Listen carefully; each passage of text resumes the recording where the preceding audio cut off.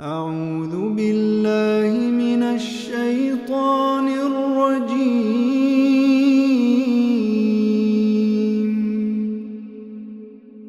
بسم الله الرحمن الرحيم. بسم اللہ الرحمن الرحیم. یہ سورہ کہف ہے. اس کے بارے میں نبی اکرم صلی اللہ علیہ وسلم کی خاص احادیث ہیں. اس کی ابتدائی 10 آیات اور آخری 10 آیات، یعنی تقریباً 10 مراد ہوتا ہے اس سے. ابتدائی آیات اور آخری آیات کو نبی اکرم صلی اللہ علیہ وسلم نے دجال سے اور فتنہ دجال سے حفاظت کا ذریعہ بتایا. پھر آپ نے جمعے کے روز سورہ کہف کی تلاوت کی تلقین فرمائی ہے اور فرمایا کہ جو جمعے کے روز سورہ کہف کی تلاوت کرے گا اللہ تعالیٰ اس کو ایک روشنی عطا کرے گا، یعنی بصیرت عطا کرے گا، بصیرت باطنی، جو آنے والے جمعے تک اس کے پاس رہے گی. اب اللہ تعالیٰ سے دعا کر لیں کہ اللہ تعالیٰ ہمیں بھی وہ بصیرت عطا کر دے. ہمارا حق تو نہیں ہے، لیکن اللہ تعالیٰ مہربانی کرے. نہ ہم نے اس کے لیے کوئی تیاری کی ہے، لیکن اللہ تعالیٰ وہ بصیرت یا کچھ حصہ ہمیں عطا کر دے تو پھر ہمارا یہاں بیٹھنا جو ہے وہ بہت مفید ہو جائے گا ہمارے لیے. اعوذ باللہ من الشیطان الرجیم. بسم اللہ الرحمن الرحیم. الحمدللہ الذی انزل علی عبدہ الکتاب ولم یجعل لہ عوجا. ساری حمد اس اللہ کی ہے کہ جس نے اپنے بندے پر کتاب اتاری اور اس میں کوئی ٹیڑھ نہیں رکھا، صاف صاف سیدھی سیدھی، قیما ٹھیک ٹھیک سیدھی بات کہنے والی، لینذر باسا شدیدا تاکہ وہ وارن کرے ایک بڑی جنگ کے بارے میں، من لدنہ جو خالص اللہ تعالیٰ کی طرف سے آئے گی. اب وہ جنگ کون سی ہے؟ الملحمۃ الکبریٰ. یہ اس کو احادیث کے اندر کہا گیا ہے کہ بڑی جنگ. وہ اگر آپ کو یاد ہو کہ وہ جو عراق کے صدر ہوتے تھے، کیا نام ان کا تھا؟ Saddam Hussein. تو وہ اس کا ذکر کیا کرتا تھا الملحمۃ العظمیٰ، بڑی جنگ جو ہے وہ ہوگی. تو وہ ایک جنگ ہونی ہے بہت بڑی. اور محترم ڈاکٹر سارا صاحب کے اندازے کے مطابق کہ اس کا جو بیٹل فیلڈ ہوگا وہ اب عرب ہوگا، اس لیے کہ جو 2 بڑی جنگیں دنیا میں ہوئی ہیں اس میں یورپ نے اپنی بہت تباہی کرائی ہے. اب فساد کی جڑ تو یہی ہوں گے، لیکن اب وہ اپنے علاقوں کو اس جنگ کا میدان نہیں بننے دیں گے، بلکہ عرب کو اس کا میدان بنائیں گے. اور اس کی جو تفاصیل ہیں حدیث کے اندر کہ بے پناہ خون بہے گا. اور اس میں آپ کا ارشاد ہے کہ ایک پرندہ سینکڑوں میل سفر کرے گا اور اس کو سوائے لاشوں کے اور کچھ نظر نہیں آئے گا، اور 1000 میں سے 999 افراد جو ہیں وہ قتل ہو جائیں گے. 999 جی قتل ہو جائیں گے 1000 دے وچوں، یعنی 100 چوں 99 کہہ لو، 99%. تو وہ ایک جنگ ہونی ہے. اب پتہ نہیں اس میں جی ایٹمی ہتھیار استعمال ہونے ہیں یا ایٹمی شارٹ آف ایٹامک جو وارفیئر ہے اس کے علاوہ بھی اب دنیا کے پاس جو ہے وہ بڑے بڑے مہلک ہتھیار ہیں. ڈیزی کٹرز ہیں جو پہاڑ کے بھی کاٹ کر جو ہے وہ آگے کام دکھا دیتے ہیں. تو کیا کچھ ہوگا وہ اللہ ہی بچانے والا ہے. بڑی جنگ ہوگی، تباہی آئے گی. کیا پتا کہ ہم اس تباہی کا نشانہ بن جائیں اور اس دنیا سے چلے جائیں، لیکن اس قابل ہمیں ضرور اپنے آپ کو بنانا چاہیے کہ اللہ تعالیٰ کو منہ دکھا سکیں کہ ہم تیرے نبی کے ساتھی اور اس کے وفادار تھے. اگر تو یہ ہو گیا تو موت تو آئی جانی ہے، گھر میں بیٹھے بھی آ جائے گی، میدان میں بھی آ جائے گی. لیکن اس کے اگر یہ نہ ہوا تو پھر یہاں بھی رسوائی اور آگے بھی رسوائی. لیکن اگر ہم اللہ تعالیٰ کے اور اس کے پیغمبر کے وفاداروں میں شامل ہو گئے تو انشاءاللہ دنیا کی تباہی بے شک آ جائے، لیکن آخرت میں ہم سرخرو ہوں گے انشاءاللہ. اللہ تعالیٰ ہمیں اس کی ہمت اور توفیق عطا فرمائے. وَيُبَشِّرَ الْمُؤْمِنِينَ الَّذِينَ يَعْمَلُونَ الصَّالِحَاتِ، اور اس لیے کہ وہ کتاب خوشخبری دے مومنوں کو جو نیک اعمال کرتے ہیں کہ ان لہم اجرا حسنا، کہ ان کے لیے بہت عمدہ اجر ہے. ماکثین فیہ ابدا، وہ اس میں ہمیشہ ہمیش رہیں گے. وَيُنذِرَ الَّذِينَ قَالُوا اتَّخَذَ اللَّهُ وَلَدًا، اور خبردار کرے ان کو جو کہتے ہیں کہ اللہ نے بھی کسی کو بیٹا بنایا ہے اور یہ عیسائی ہیں. اب یہ جو اس وقت سیکولر ورلڈ ہے، سیکولر تہذیب ہے، سیکولر تعلیم ہے، وہ تعلیم کہ جو ہمیں اللہ کے دین سے بیزار کرتی ہے غیر محسوس طریقے سے، ہمیں پتہ بھی نہیں ہے. یعنی ہمارا ایک مائنڈ سیٹ بنا ہے یہ تعلیم حاصل کر کے کہ ریئل وہی ہے کہ جو حواس خمسہ کی گرفت میں آئے، آنکھوں سے نظر آئے، کانوں سے سنائی دے، زبان سے چکھا جا سکے، ہاتھ سے چھوا جا سکے، ناک سے سونگا جا سکے، وہ ریئل ہے. یا کم سے کم ان حواس سے ویریفائی ہو سکے. مثلا سائنس کلیم کرتی ہے کہ ہر جگہ الیکٹرو میگنیٹک ویوز پھیلی ہوئی ہیں، لیکن نہ دکھائی دیتی ہیں، نہ سنائی دیتی ہیں، نہ چکھائی دیتی ہیں، نہ پکڑائی دیتی ہیں، اور نہ سنگائی دیتی ہیں. لیکن ابھی میرے فون کی گھنٹی بجے گی اور میں اس کو کلک کر کے کراچی میں بیٹھے ہوئے کسی بھائی کے ساتھ، کسی دوست کے ساتھ گفتگو کر لوں گا، کنفرم ہو جائے گا کہ یس کچھ تو ہے نا جس کے ذریعے میرا فون ان کے فون کے ساتھ کنیکٹ ہو گیا، تو یقین آ گیا. یا سائنٹیفک میتھڈ، یعنی وہ میتھڈ جن کو سائنس نے اپروو کر لیا ہے وہ ریئل ہیں، ورنہ کوئی چیز ریئل نہیں. اس کی مثال کیا ہے؟ میتھمیٹکس. آئنسٹائن فزسٹ نہیں تھا، آپ لوگ سمجھتے ہیں کہ شاید وہ فزسٹ تھا، وہ میتھمیٹیشین تھا، اور اس نے میتھمیٹیکل کیلکولیشن سے یہ ثابت کیا کہ جب کوئی آبجیکٹ ویلوسٹی آف لائٹ سے موو کرے گا تو وہ انرجی بن جائے گا، اور اس کے لیے ڈسٹینس زیرو ہو جائے گا اور ٹائم انفینٹ ہو جائے گا. ایکویشن کیا سی؟ E = mc². E energy, m ماس کسی بھی چیز کا وزن، اور c ویلوسٹی آف لائٹ، اور اس کا یعنی 2⁻². تو جب یہ ایکویشن جو ہے اس نے کی تو اس نے ثابت کیا کہ پھر وہ آبجیکٹ انرجی بن جائے گا اور اس کے لیے ڈسٹینس زیرو ہو جائے گا. یعنی یہاں سے وہاں جانا، آسمان سے زمین پر آنا، زمین سے آسمان پر جانا، یورپ سے امریکہ اور امریکہ سے پاکستان آنا، اس کے لیے کوئی مسئلہ نہیں. اور ٹائم اس کے لیے انفینٹ ہو جائے گا، مکے گا ہی نہیں. اس سے اگرچہ یعنی بہت سی چیزیں ہمارے لیے سمجھنی آسان ہو گئی کہ روشنی بھی ایک انرجی ہے، اور نبی اکرم صلی اللہ علیہ وسلم نے بتایا کہ فرشتے لائٹ سے بنے ہیں، نور سے بنے ہیں، تو لہذا وہ ایک جگہ سے دوسری جگہ موو کر سکتے ہیں. یہ ہمارے لیے سمجھنا آسان ہو گیا. اسی طرح جنات آگ سے بنے ہیں، وہ بھی ایک انرجی ہے، ان کے لیے بھی ڈسٹینس زیرو ہے اور ٹائم انفینٹ ہے. لیکن اس سارے کا حاصل کیا ہے کہ اللہ تعالیٰ پر ایمان نہیں جمتا. اللہ تعالیٰ نہ حواس خمسہ کی گرفت میں آتا ہے، نہ کسی کیلکولیشن میں آتا ہے، نہ ہمارے حواس خمسہ اس کو ویریفائی کر سکتے ہیں. یہ تو اللہ تعالیٰ کا بڑا فضل ہے کہ ہم میں سے اکثر طالب علم ہے ہی نہیں. ہم نے اسکول میں داخلہ لیا، نوکری حاصل کرنے کے لیے تعلیم حاصل کی، اور جب ڈگری مل گئی اور نوکری بھی مل گئی، ہم نے کتابیں بھی نکال کے پھینک دی اور ذہن میں سے سب کو نکال کے پھینک دیا. تو فارچونیٹلی ہمارا ایمان بچ گیا.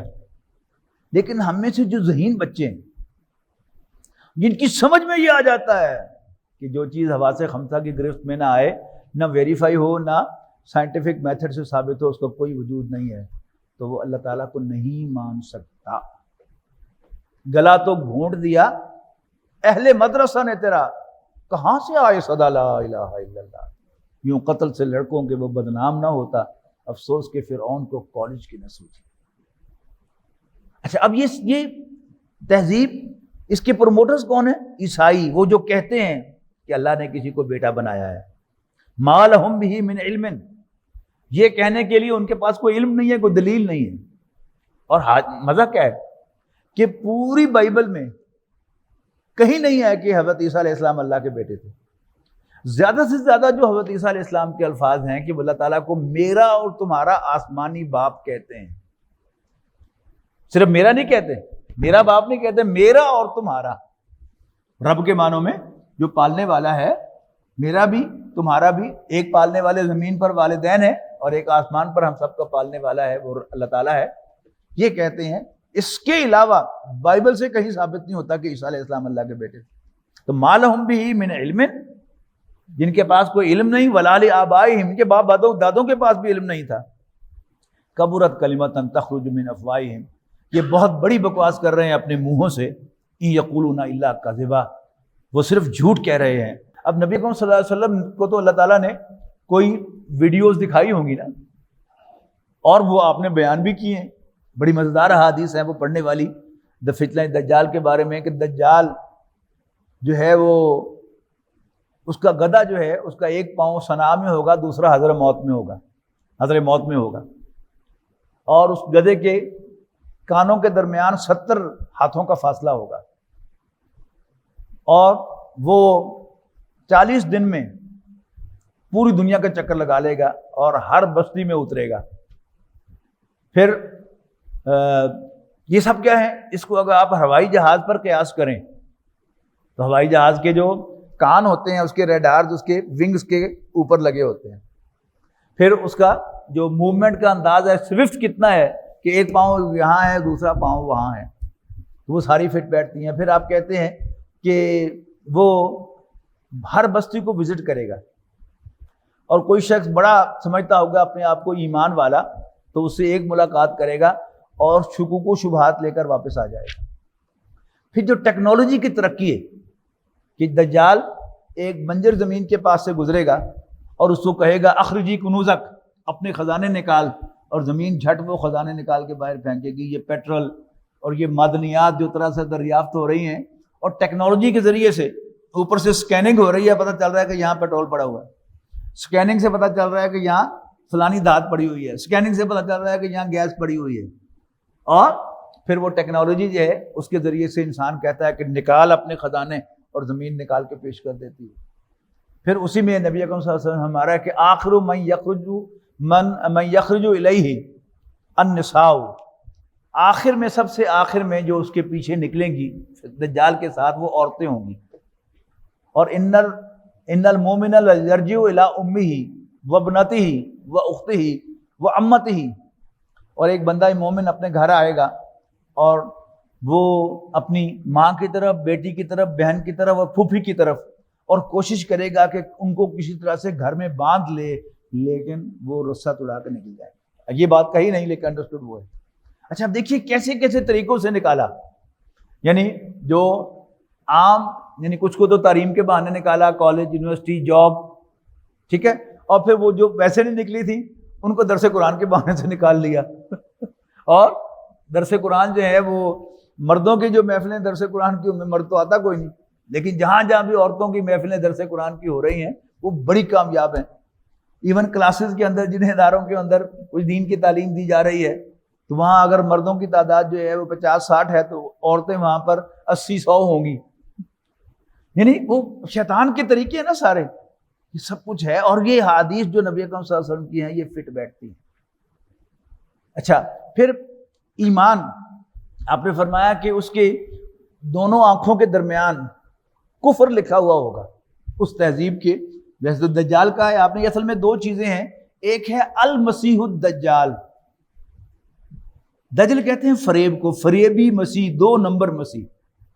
وہ اصل میں کیا ہے کہ حضرت عیسیٰ علیہ السلام کا بھی سورۃ بنی اسرائیل میں ذکر ہوا نا کہ وہ دوبارہ تشریف لائیں گے، ان سے پہلے ایک یہودی لیڈر جو ہے جو اصفہان میں پیدا ہوگا، ایران میں، اور ایران میں باقاعدہ ایک کانسٹیچوئنسی ہے پوری یہودیوں کی، جہاں پر ان کا ایک ایم این اے جو ہے وہاں سے سلیکٹ ہو کے آتا ہے، ان کی ساری آبادی وہیں پر، وہ اصفہان میں پیدا ہوگا المسیح الدجال۔ وہ دعویٰ کرے گا کہ میں مسیح ہوں، مسیح کہتے ہیں نجات دہندہ کو، اور وہ پھر سارے جب وسائل ہوں گے یہودیوں کے وہ اس کی ڈسپوزل پر ہوں گے، اور پھر وہ مسلمانوں کا قتل عام کرے گا اور وہ تباہی مچائے گا۔ پھر حضرت عیسیٰ علیہ السلام آ کر وہ اس کو بچائیں گے۔ ان دا مین ٹائم ایک مسلمان لیڈر ہوگا جو پیدا ہوگا، جو سپورٹ ہوگا، اور پھر کھڑا کیا جائے گا اس کو، اس کے ہاتھ پر بیعت ہوگی، وہ پوری امت مسلمہ کی قیادت سنبھالے گا۔ وہ اصل میں مہدی ہیں، آپ نے نام سنا ہوگا نا امام مہدی کا، تو وہ جو ہے وہ پیدا ہوں گے۔ یہ کون ہوں گے؟ ان کا بھی پورا تعارف حدیث کے اندر موجود ہے کہ یہ حضرت فاطمہ کی نسل سے ہوں گے، حضرت حسن کی اولاد میں سے ہوں گے، یعنی ظاہر ہے کہ ہاشمی ہوں گے، اور یہ ایک عام سے ہوں گے، لیکن کسی خاص اسٹیج پر یہ حتیم میں بیٹھے ہوئے ہوں گے، اور مسلم لیڈرشپ جو ہے، علماء جو ہیں وہ ان کو پہچانیں گے اور ان سے درخواست کریں گے کہ آپ امت کی قیادت سنبھالیں۔ وہ معذرت کریں گے، پھر وہ مکہ مکرمہ سے اٹھ کر مدینہ منورہ چلے جائیں گے، چپکے سے پناہ لے لیں گے وہاں جا کر، تاکہ مجھ پر یہ ذمہ داری نہ آئے۔ لیکن ظاہر ہے دنیا کے کسی خطے پہ مسلمان ہو، اس کو کچھ عرصے کے بعد جی چاہتا ہے کہ میں حرم میں حاضری دے کر طواف کروں اللہ کے گھر کا، تو پھر یہ آئیں گے، طواف کر رہے ہوں گے، پھر لوگ انہیں پہچانیں گے اور ان سے درخواست کریں گے کہ آپ امت کی قیادت سنبھالیں. یہ معذرت کریں گے، پھر علماء کہیں گے کہ پھر اگر امت کا کوئی نقصان ہوا تو آپ ذمہ دار ہوں گے. تو پھر یہ ہاتھ بڑھائیں گے، ان کے ہاتھ پر بیعت ہوگی، یہ امام مہدی ہے. اچھا، ان امام مہدی کو پھر جو سپورٹ حاصل ہونی ہے حدیث کے مطابق، وہ نبی اکرم صلی اللہ علیہ وسلم نے فرمایا کہ خراسان سے جھنڈے چلیں گے جن کو کوئی سرنگو نہیں کر سکے گا، یہاں تک کہ وہ ایلیا میں یعنی یروشلم میں جا کر نصب ہو جائیں گے. اچھا، آپ دیکھیے گا بہت ہے نا کہ امریکہ کیوں چڑھ دوڑا افغانستان پر، بہت سے سوالات ہیں نا. کوئی کہتا ہے وہاں کی معدنیات کے لیے آئے تھے، کون سی معدنیات لے کے گئے ہیں، میرے علم میں تو نہیں آیا. اصل بات کیا تھی کہ وہاں ایک اسلامی حکومت قائم ہو گئی، اور اب ہو گیا کہ وہ جو ظاہر ہے جو نبی کریم صلی اللہ علیہ وسلم کی حدیث میں ہے وہ ان کی کتابوں میں بھی ہے، تو انہیں تشویش ہوئی کو تیرا بلا جو ہے تب بن گیا، انہیں کہا اس کو ختم کرو. اچھا، پھر دوسرا کیا زبردست کام کیا ہوا ہے درمیان میں ایران، یعنی اگر نقشے کو آپ سامنے رکھیں، افغانستان، اس کے بعد ایران، پھر عراق، اور پھر آگے سعودی عرب کا کچھ حصہ آئے گا، اور پھر فلسطین آئے گا. تو ایران کی جو سلطنت، یہ بفر سٹیٹ کیوں بنائی گئی ہے؟ یہ درمیان میں ایک شیعہ سٹیٹ ہے کہ جو ان جھنڈوں کا راستہ روکے گی، لیکن جو جھنڈے نبی کریم صلی اللہ علیہ وسلم نے کہا ہے کہ وہ پہنچیں گے، وہ تو فلسطین پہنچیں گے. اور پھر پورا نقشہ حدیث کے اندر ہے کہ پہلے امام مہدی کی قیادت میں مسلمان کچھ ذرا آگے بڑھیں گے، پھر جب مسیح الدجال جو ہے نکلے گا، وہ پھر مسلمانوں کو یعنی دھکیلتا ہوا پھر جو ہے وہ بڑے چھوٹے علاقے میں لے جائے گا، اور دمشق میں یہ ہوں گے امام مہدی. فجر کی نماز کی اذان ہو چکی ہوگی، اقامت ہو چکی ہوگی کہ دمشق کی جامع مسجد کے مشرقی مینار پر حضرت عیسیٰ علیہ السلام 2 فرشتوں کے کندھوں پر ہاتھ رکھے ہوئے اتریں گے، اور فوراً حضرت مہدی جب ان کو پہچانیں گے وہ ان سے کہیں گے یا ابن مریم صلی بنا، ابن مریم ہمیں نماز پڑھائیے. تو حضرت عیسیٰ علیہ السلام فرمائیں گے کہ امامکم منکم، تمہارا امام تم ہی میں سے ہوگا، میں اللہ کے رسول کی حیثیت سے نہیں، رسول اللہ صلی اللہ علیہ وسلم کی امتی کی حیثیت سے آیا ہوں. پھر وہ ان کی میریکلس پاور. تو یہ سارا کا سارا جو ہے عیسائیوں کا کردار. فلا اللہ کا باخر النفس کا.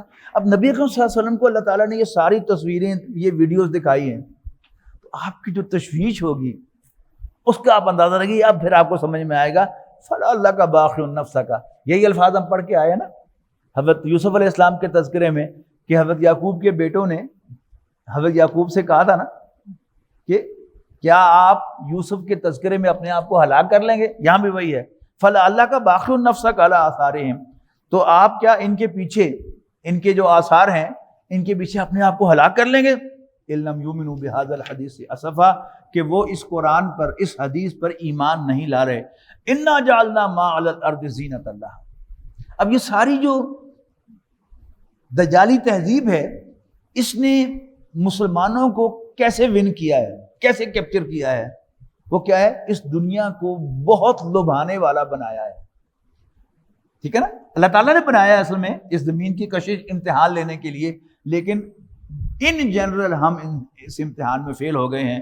انا جعلنا ما علی الارض زینۃ اللہ. یقیناً ہم نے زمین پر جو کچھ ہے اس کو انسانوں کے لیے بڑا پرکشش بنایا ہے. لِنَبْلُوَهُمْ، تاکہ ہم انہیں آزمائیں، اَيُّهُمْ أَحْسَنُ عَمَلًا، کہ ان میں سے اچھے عمل کرنے والا کون ہے. وَإِنَّا لَجَاعِلُونَ مَا عَلَيْهَا صَعِيدًا جُرُزًا، اور یقیناً ہم اس کو بالآخر ایک چٹیل میدان بنا دینے والے ہیں. ام حسبت ان اصحاب الکہف والرقیم کانوا من آیاتنا عجبا. اب آگے اصحاب کہف، وہ دوسرا سوال جو تھا، کیا تم سمجھتے ہو کہ اصحاب کہف اور کتبے والے کانوا من آیاتنا عجبا، ہماری عجیب نشانیوں میں سے، امیزنگ نشانیوں میں سے تھے. اذ اول فتیۃ، جب کچھ نوجوانوں نے پناہ لی الی الکہف، غار میں، فقالوا، وہ کہنے لگے، ربنا آتنا من لدنک رحمتاً، اے ہمارے رب ہمیں اپنے پاس سے رحمت عطا فرما، وہیئ لنا، اور ہمیں مہیا کر، من امرنا رشدا، ہمارے معاملات میں ہدایت، ڈائریکشن. یہ کیا تھے کہ ایک بادشاہ زبردستی کرتا تھا شرک کرنے پر. چند نوجوان تھے اور انہوں نے کہا جی ہم نے شرک نہیں کرنا. جب تشدد ہونے لگا تو انہوں نے بھاگ کر نکل گئے شہر میں سے، اور ایک پہاڑ کے اندر ایک غار تھا، اس میں جا کر پناہ لی. اور 300 سے زائد عرصہ، 300 سال سے زائد عرصہ اللہ تعالیٰ نے ان کو اس غار میں زندہ رکھا. اور پھر اس کو ایک نشانی بنایا قیامت تک کے لیے کہ اللہ تعالیٰ یوں بھی کر سکتا ہے.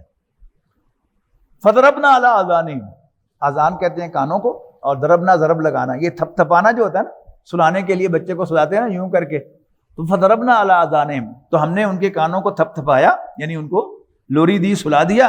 فی الکہف سنین عددا، کئی سال تک غار کے اندر. ثم بعثناہم، پھر ہم نے انہیں اٹھایا.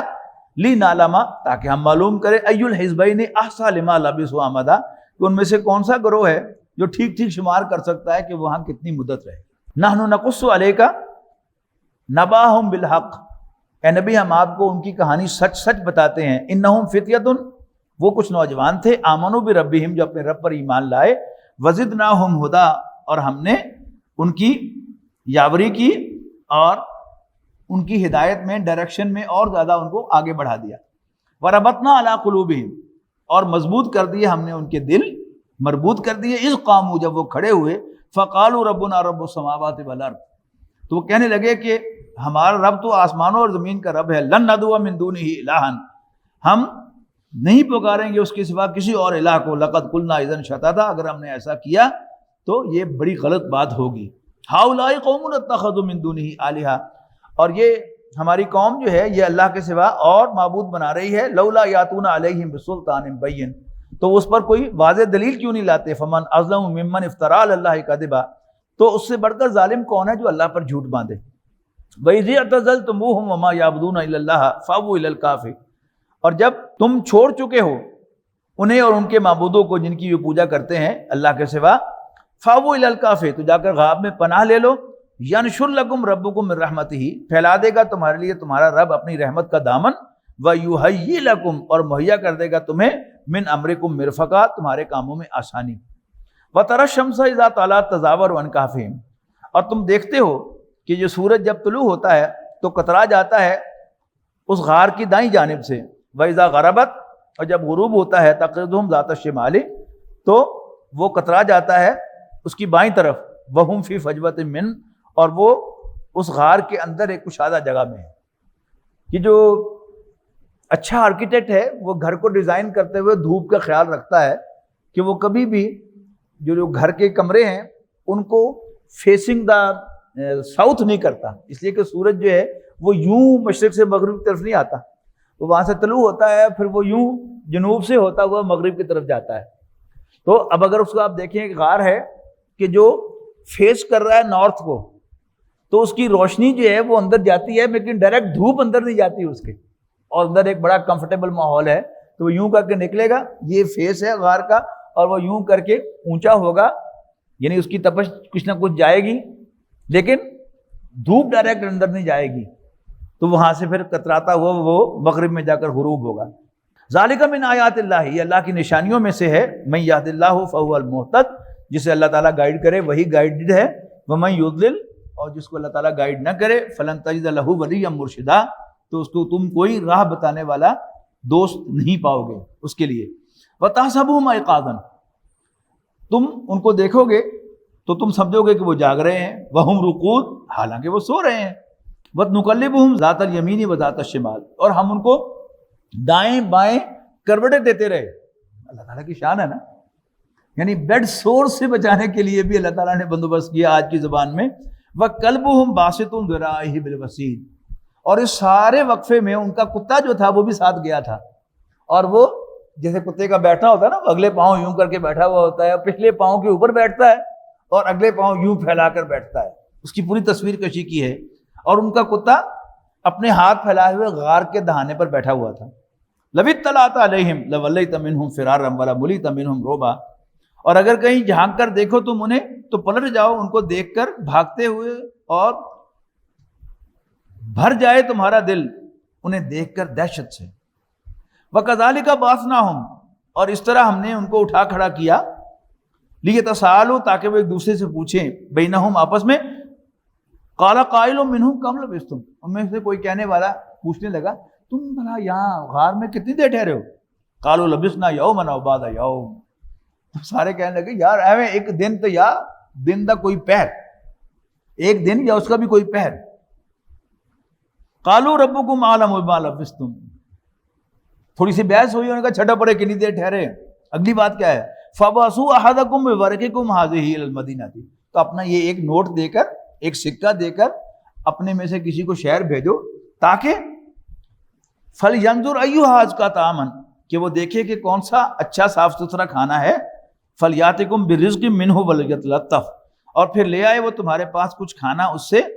وَلْيَتَلَطَّفْ, اور چاہیے کہ وہ بڑا ہوشیار رہے, یعنی ان کو تو نہیں پتا کہ ہم 300 سال اندر رہے ہیں, ان کو تو یہ پتا چل رہا ہے کہ ایک دن لگ گیا, چپ کر کے جا, کسی نے پتا لگ گیا کہ اسی وہی ہیں, چپ کر کے منہ بلیٹ کے جاتے, روٹی لے کے آ جا. وَلْيَتَلَطَّفْ, ہوشیار رہے. وَلَا يُشْعِرَنَّ بِكُمْ أَحَدًا, کہ کہیں کوئی تمہارے بارے میں خبردار نہ ہو جائے. إِنَّهُمْ إِن يَظْهَرُوا عَلَيْكُمْ يَرْجُمُوكُمْ أَوْ يُعِيدُكُمْ فِي مِلَّتِكُمْ, اس لیے کہ اگر ان کو تمہارے بارے میں علم ہو گیا تو تمہیں پتھر مار مار کے ہلاک کر دیں گے, یا تمہیں واپس اپنے مذہب میں لے جائیں گے. وَلَن تُفْلِحُوا إِذًا أَبَدًا, اور ان دیٹ کیس تم کبھی فلاح نہ پاؤ گے. وَكَذَلِكَ أَعْثَرْنَا عَلَيْهِمْ, اور اس طرح ہم نے مطلع کر دیا ان کے بارے میں اہل شہر کو. یعنی وہ جب لینے گیا اور سودا اس نے لیا, اور پھر اس نے کہا کہ جی کتنے پیسے, انہیں کیسے, اس نے وہ 300 ساڑھے 300 سال پرانا سکہ پیش, ایک دم دیکھا, انہیں کہ ہیں ایک ہی, اس کو پتا ہوا, فوراً بھاگ گیا وہاں سے. کوئی, یہ تو لوگوں کو پتا چل گیا, لوگ پیچھے گئے تو بس پھر غار نظر آیا, لیکن وہ پھر اللہ تعالیٰ نے ان کو موت دے دی. لیکن ساری دنیا کو بتا دیا کہ ان لوگوں کو جنہوں اللہ کے دین پر قائم رہنے کے لیے, شرک سے بچنے کے لیے گئے تھے, اللہ تعالیٰ نے ان کو 300 سال سے زائد زندہ رکھا. وَكَذَلِكَ أَعْثَرْنَا عَلَيْهِمْ لِيَعْلَمُوا, اور اس طرح ہم نے مطلع کر دیا ان کے بارے میں شہر والوں کو, تاکہ وہ جان لے ان وعد اللہ حق, ان کے اللہ کا وعدہ سچا ہے. وَأَنَّ السَّاعَةَ لَا رَيْبَ فِيهَا, کہ قیامت کے آنے میں کوئی شک نہیں ہے. اِذْ يَتَنَازَعُونَ بَيْنَهُمْ أَمْرَهُمْ, جب وہ آپس میں جھگڑنے لگے اس بات پر. فَقَالُوا ابْنُوا عَلَيْهِمْ بُنْيَانًا, کچھ لوگوں نے کہا کہ یہاں پر ایک دیوار کھڑی کر دو یادگار کے طور پر. رَبُّهُمْ أَعْلَمُ بِهِمْ, ان کا رب خوب جانتا ہے ان کے بارے میں. قَالَ الَّذِينَ غَلَبُوا عَلَىٰ أَمْرِهِمْ, جن کا حکم چلا, انہوں نے کہا لَنَتَّخِذَنَّ عَلَيْهِمْ مَسْجِدًا, یہاں پر ہم ایک عبادت گاہ تعمیر کریں گے. اگلا سوال, سَيَقُولُونَ ثَلَاثَةٌ, اب تحقیقی عمل شروع ہو گیا. یعنی ایک ہے قرآن مجید کی ہدایت, اور ایک ہے اس کی ریسرچ. ریسرچ کیا ہے کہ ایک آدمی جو ہے وہ اسی پر پی ایچ ڈی کرے گا کہ تعداد کتنی تھی ان کی, ساری دنیا کا Bible, new testament, old testament, تاریخ میں جتنی بھی کتابیں لکھی گئی ہیں ان سب میں سے گزرے گا, یہ نتیجہ نکالنے کے لیے ان کے تعداد کتنی تھی. حالانکہ اس سے کوئی فرق نہیں پتا وہ 4 ہوں کہ 10 ہوں کہ 15 ہوں کہ 20 ہوں. اصل بات نشانی کیا ہے کہ اللہ تعالیٰ ان کو ایک کو بھی زندہ رکھ سکتا ہے اور 8 کو بھی زندہ رکھ سکتا ہے. سیقولون, کہیں گے, ثلاثۃ, وہ 3 تھے, رابعہم کلبہم, چوتھا ان کا کتا تھا. ویقولون, کچھ کہیں گے, خمسۃ, وہ 5 تھے, سادسہم کلبہم, اور چھٹا ان کا کتا تھا. رجمًا بالغیب, یہ سب اٹکل کے تیر چلا رہے ہیں. ویقولون سبعۃ وثامنہم کلبہم, اور کچھ کہیں گے کہ وہ 7 تھے, 8واں ان کا کتا تھا. قل ربی عالم, کہہ دو کہ میرا رب خوب جانتا ہے, بعدتہم, ان کی تعداد کو, ما یعلمہم الا قلیل, اور یہ کم ہی جانتے ہیں اس بات کو. فلا تماری فیہم الا مراء ظاہرا, بس مت جھگڑا کرو تم ان کے بارے میں مگر سرسری طور پر. ولا تستفتی فیہم منہم احدا, اور مت پوچھو تم اس کے بارے میں ان میں سے کسی سے. اس واقعے میں ہوا کیا کہ نبی اکرم صلی اللہ علیہ وسلم سے جب قریش نے یہ 3 سوال پوچھے تو نبی اکرم صلی اللہ علیہ وسلم نے سرسری طور پر کہا کہ میں کل بتاؤں گا. یعنی خیال تھا کہ وہی آ جائے گی تو کل میں بتا دوں گا. اب نبی اکرم صلی اللہ علیہ وسلم کے دل میں تو یقیناً, مجھے یقین ہے کم سے کم کہ آپ کے دل میں تھا کہ انشاءاللہ اللہ وہی بھیجے گا تو آ جائے گا. لیکن اللہ تعالیٰ کو یہ بات پسند نہیں آئی. وہ پنجابی کا لفظ ہے نا, بندہ کو بندہ, تو اللہ تعالیٰ بندہ کو بندہ دیکھ کے ڈیل کرتا. یعنی ہم ساری عمر انشاءاللہ نہ کہیں تو ہمارا کبھی کام رکا ہے؟ اس لیے کہ اللہ تعالیٰ لیسٹ بادر اباؤٹ اس, جو دفاع. لیکن اپنے بندوں کو, خاص بندوں کو, وہ اگر 20 سے پونے 20 بھی ہونے لگے تو اللہ تعالیٰ کہتا ہے نہیں, پورے 20 ہو جاؤ. مکتبہ عشق کا دستور نرالا دیکھا, اس کو چھٹی نہ ہوئی جس نے سبق یاد کیا. نارملی اسکول کے زمانے میں کیا ہوتا تھا کہ پڑھے سنائی جاؤ تو چھٹی کری جاؤ, لیکن مکتبہ عشق کیا ہے, جس نے سبق یاد کر لیا اب اس کی چھٹی نہیں ہے. تو اللہ تعالیٰ نے نبی اکرم صلی اللہ علیہ وسلم کو ایک دفعہ صرف زبان سے نہیں کہا, دل میں ہوگا, 15 दिन तक वही नहीं आई. وہ آئے پوچھنے کے لیے کہ ہاں بتاؤ, پھر کہتے کل بتاؤں گا, پھر کہتے کل بتاؤں گا. 15 دن کے بعد وہی آئی تو ان الفاظ کے ساتھ, وَلَا تَقُولَنَّ لِشَيْءٍ, never ever say about something إِنِّي فَاعِلٌ ذَلِكَ غَدًا, کہ میں یہ کل کروں گا, إِلَّا أَن يَشَاءَ اللَّهُ, مگر اس شرط کے ساتھ کہ اگر اللہ نے چاہا. وَاذْكُرْ رَبَّكَ إِذَا نَسِيتَ, اور اللہ کو یاد کرو جب بھول جاؤ. وَقُلْ عَسَىٰ أَن يَهْدِيَنِي رَبِّي لِأَقْرَبَ مِنْ هَٰذَا رَشَدًا, اور کہو کہ امید ہے کہ بتائے گا مجھے میرا رب زیادہ اس سے بھی ہدایت کی بات. وَلَبِثُوا فِي كَهْفِهِمْ 300 سِنِينَ, اب یہ سال کے کتنی دیر رہے, اور وہ رہے اپنے غار میں 300 سال. وَازْدَادُوا 9, اور اس میں 9 اور شامل کر لو. قُلِ اللَّهُ أَعْلَمُ بِمَا لَبِثُوا, کہہ دو کہ اللہ ہی بہتر جانتا ہے کہ وہ کتنی مدت رہے. لَهُ غَيْبُ السَّمَاوَاتِ وَالْأَرْضِ, آسمانوں اور زمین کے سارے راز اللہ ہی کے پاس ہیں. ابصر بِهِ وَاسْمِعْ, وہ کیا ہی دیکھنے والا اور کیا ہی سننے والا ہے.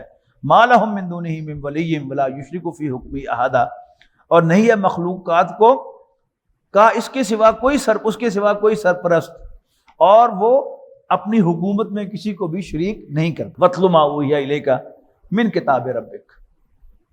اب یہ 2 صورتیں ہیں جن میں یہ مضمون آیا ہے. یہ جو یہاں آیا ہے اب ہجرت مدینہ ڈیو ہے, اب اس کی تمہید باندھی جا رہی ہے. اور سورۃ عنکبوت میں ہجرت حبشہ کی اجازت ملی تھی, وہاں کیا ہے, جہاں سے 21واں پارہ شروع ہوتا ہے, اتل ما اوحی الیک من الکتاب واقم الصلاۃ. یہاں ہجرت مدینہ کے لیے تمہید ہے کہ اب سخت دن آ گئے, کوئی وے آؤٹ نظر نہیں آ رہا, تو واتل ما اوحی الیک من کتاب ربک, اور تلاوت کر جو وحی کیا گیا ہے اے نبی تمہاری طرف رب کی کتاب میں سے. لا مبدل لکلماتہ, کوئی اللہ کے فیصلوں کو بدلنے والا نہیں. وَلَن تَجِدَ مِن دُونِهِ مُلْتَحَدًا, اور تم اللہ کے سوا اور کوئی جائے پناہ بھی نہیں پاؤ گے. سچویشن کیا ہے کہ نبی اکرم صلی اللہ علیہ وسلم بہت ذہین, بلکہ انتہائی ذہین, بلکہ پوری نوع انسانی میں ذہین ترین انسان تھے, کوئی شک ہے اس میں؟ اچھا, اب جو ذہین آدمی ہوتا ہے نا, اس کا دماغ تو کام کرتا رہتا ہے. وہ پنجابی دا محاورہ کہ عقل نہ ہوئے تو موجہ ہی موجہ, تے عقل ہوئے تو سوچا ہی سوچا. اب حضور صلی اللہ علیہ وسلم سوچتے ہوں گے کہ یہ ایک ٹرائبل سوسائٹی ہے, اور اس میں جب تک ٹرائبز میرا ساتھ نہیں دیں گے تو میں کچھ نہیں کر سکوں گا. تو tribes are governed by their chiefs, لہذا مجھے اللہ تعالیٰ کی طرف سے جو مشن سونپا گیا ہے, اللہ کے دین کا غلبہ, اللہ کی حکمرانی قائم کرنی ہے میں نے مکے پر, تو میں ٹرائبل چیفز کو ذرا کو تھوڑا سا گھات ڈالوں, ان کو اہمیت دوں, ان کو ایڈریس کروں, یہ کنونس ہو جائیں گے تو پھر میرے لیے کام آسان ہو جائے گا.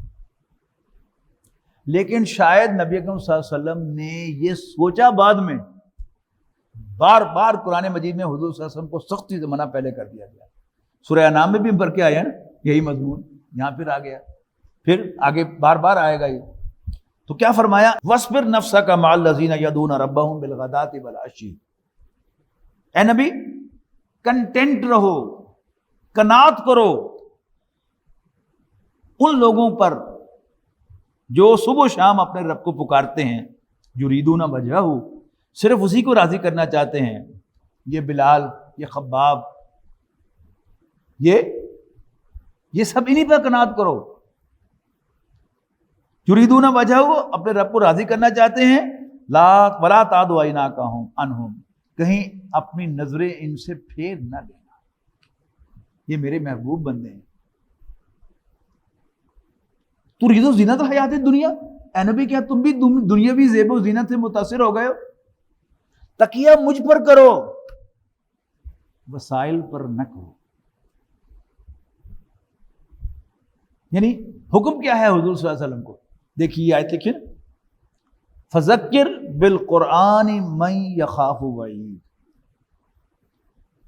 نصیحت کرتے رہو قرآن کے ذریعے سے ہر اس شخص کو جو میری ڈانٹ سے ڈرتا ہو. جو نہیں ڈرتا دفعہ مارو اس کو, don't be crazy about them. تو وَاصْبِرْ نَفْسَكَ مَعَ الَّذِينَ يَدْعُونَ رَبَّهُمْ بِالْغَدَاةِ وَالْعَشِيِّ يُرِيدُونَ وَجْهَهُ وَلَا تَعْدُ عَيْنَاكَ عَنْهُمْ تُرِيدُ زِينَةَ الْحَيَاةِ الدُّنْيَا وَلَا تُطِعْ مَنْ أَغْفَلْنَا قَلْبَهُ عَنْ ذِكْرِنَا. یہ بھی ایک کردار تھا مکہ مکرمہ میں جس کو ہیڈ کر رہا تھا خالد بن ولید کا والد ولید بن مغیرہ. یہ اپنے باپ کا اکلوتا بیٹا شمار ہوتا تھا, اور آگے اس کے 10 بیٹے تھے، بڑا خوش نصیب شمار ہوتا تھا، اور مکے کا سب سے انٹلیکچوئل آدمی تھا، وہ جو پنجابی کا ماحول جنہوں نے کر دانے انہوں نے کمرے بھی سیانے. یہ کیونکہ مطالعہ تھا اس کا، عربی لٹریچر کو اپریشیٹ کرتا تھا اور دل سے مانتا تھا کہ یہ وکھرا کلام ہے، عام کلام نہیں ہے، یہ اللہ کا کلام ہے، لیکن اپنی چودراہٹ بھی نہیں چھوڑنا چاہتا تھا. اگر حضور صلی اللہ علیہ وسلم کے سامنے سبمٹ کرے تو پھر چودراہٹ ختم. لیکن قرآن مجید سے اسے اتنی محبت تھی، جیسے ہوتا نا کہ اچھے اشعار سن کے آپ کو مزہ آتا ہے، اور جو ارباب ذوق انورٹڈ کاماز میں کہہ رہا ہوں، تو ان کا ذوق ہی کیا ہے؟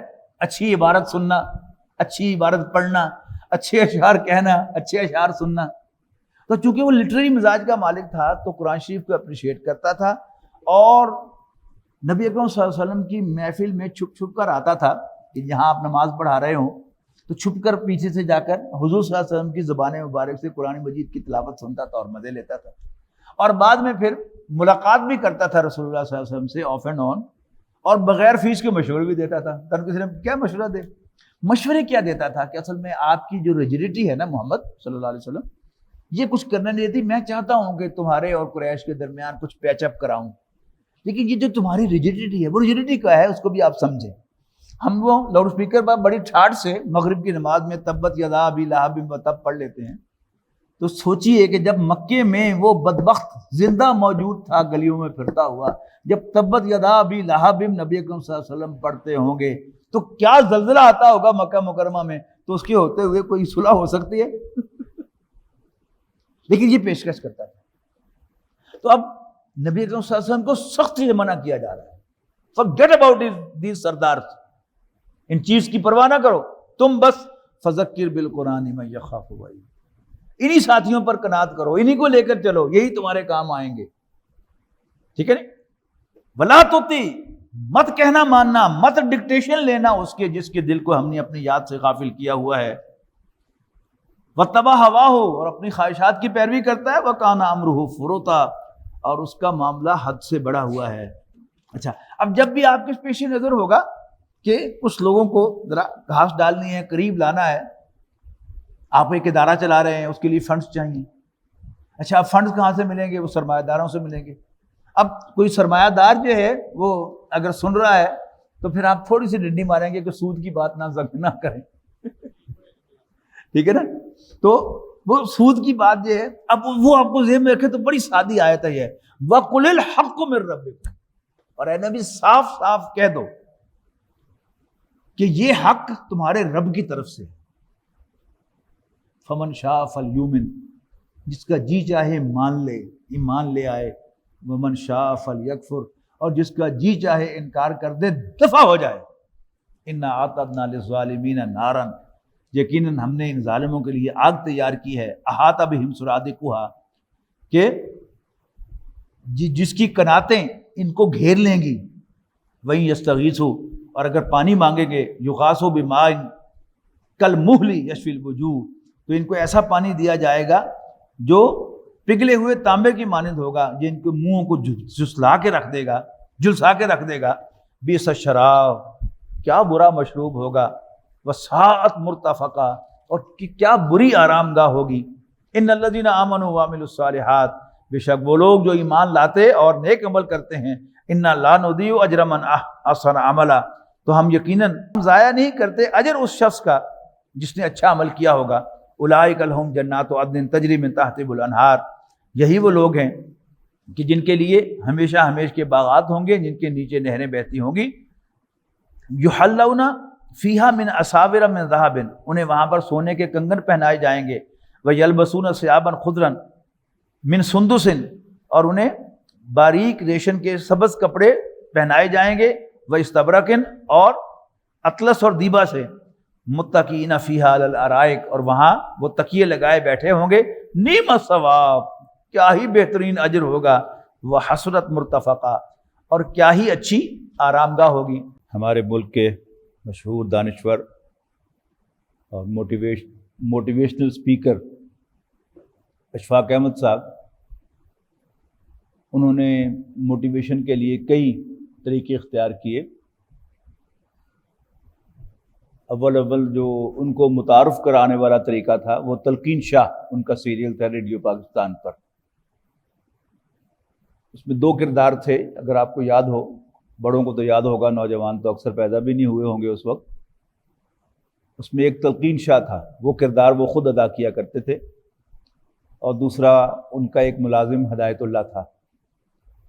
ہدایت اللہ اگرچہ غریب آدمی تھا لیکن شریف النفس انسان تھا، دیانتدار تھا. اور تلقین شاہ وہ ایک اچھی ریپیوٹ کا مالک،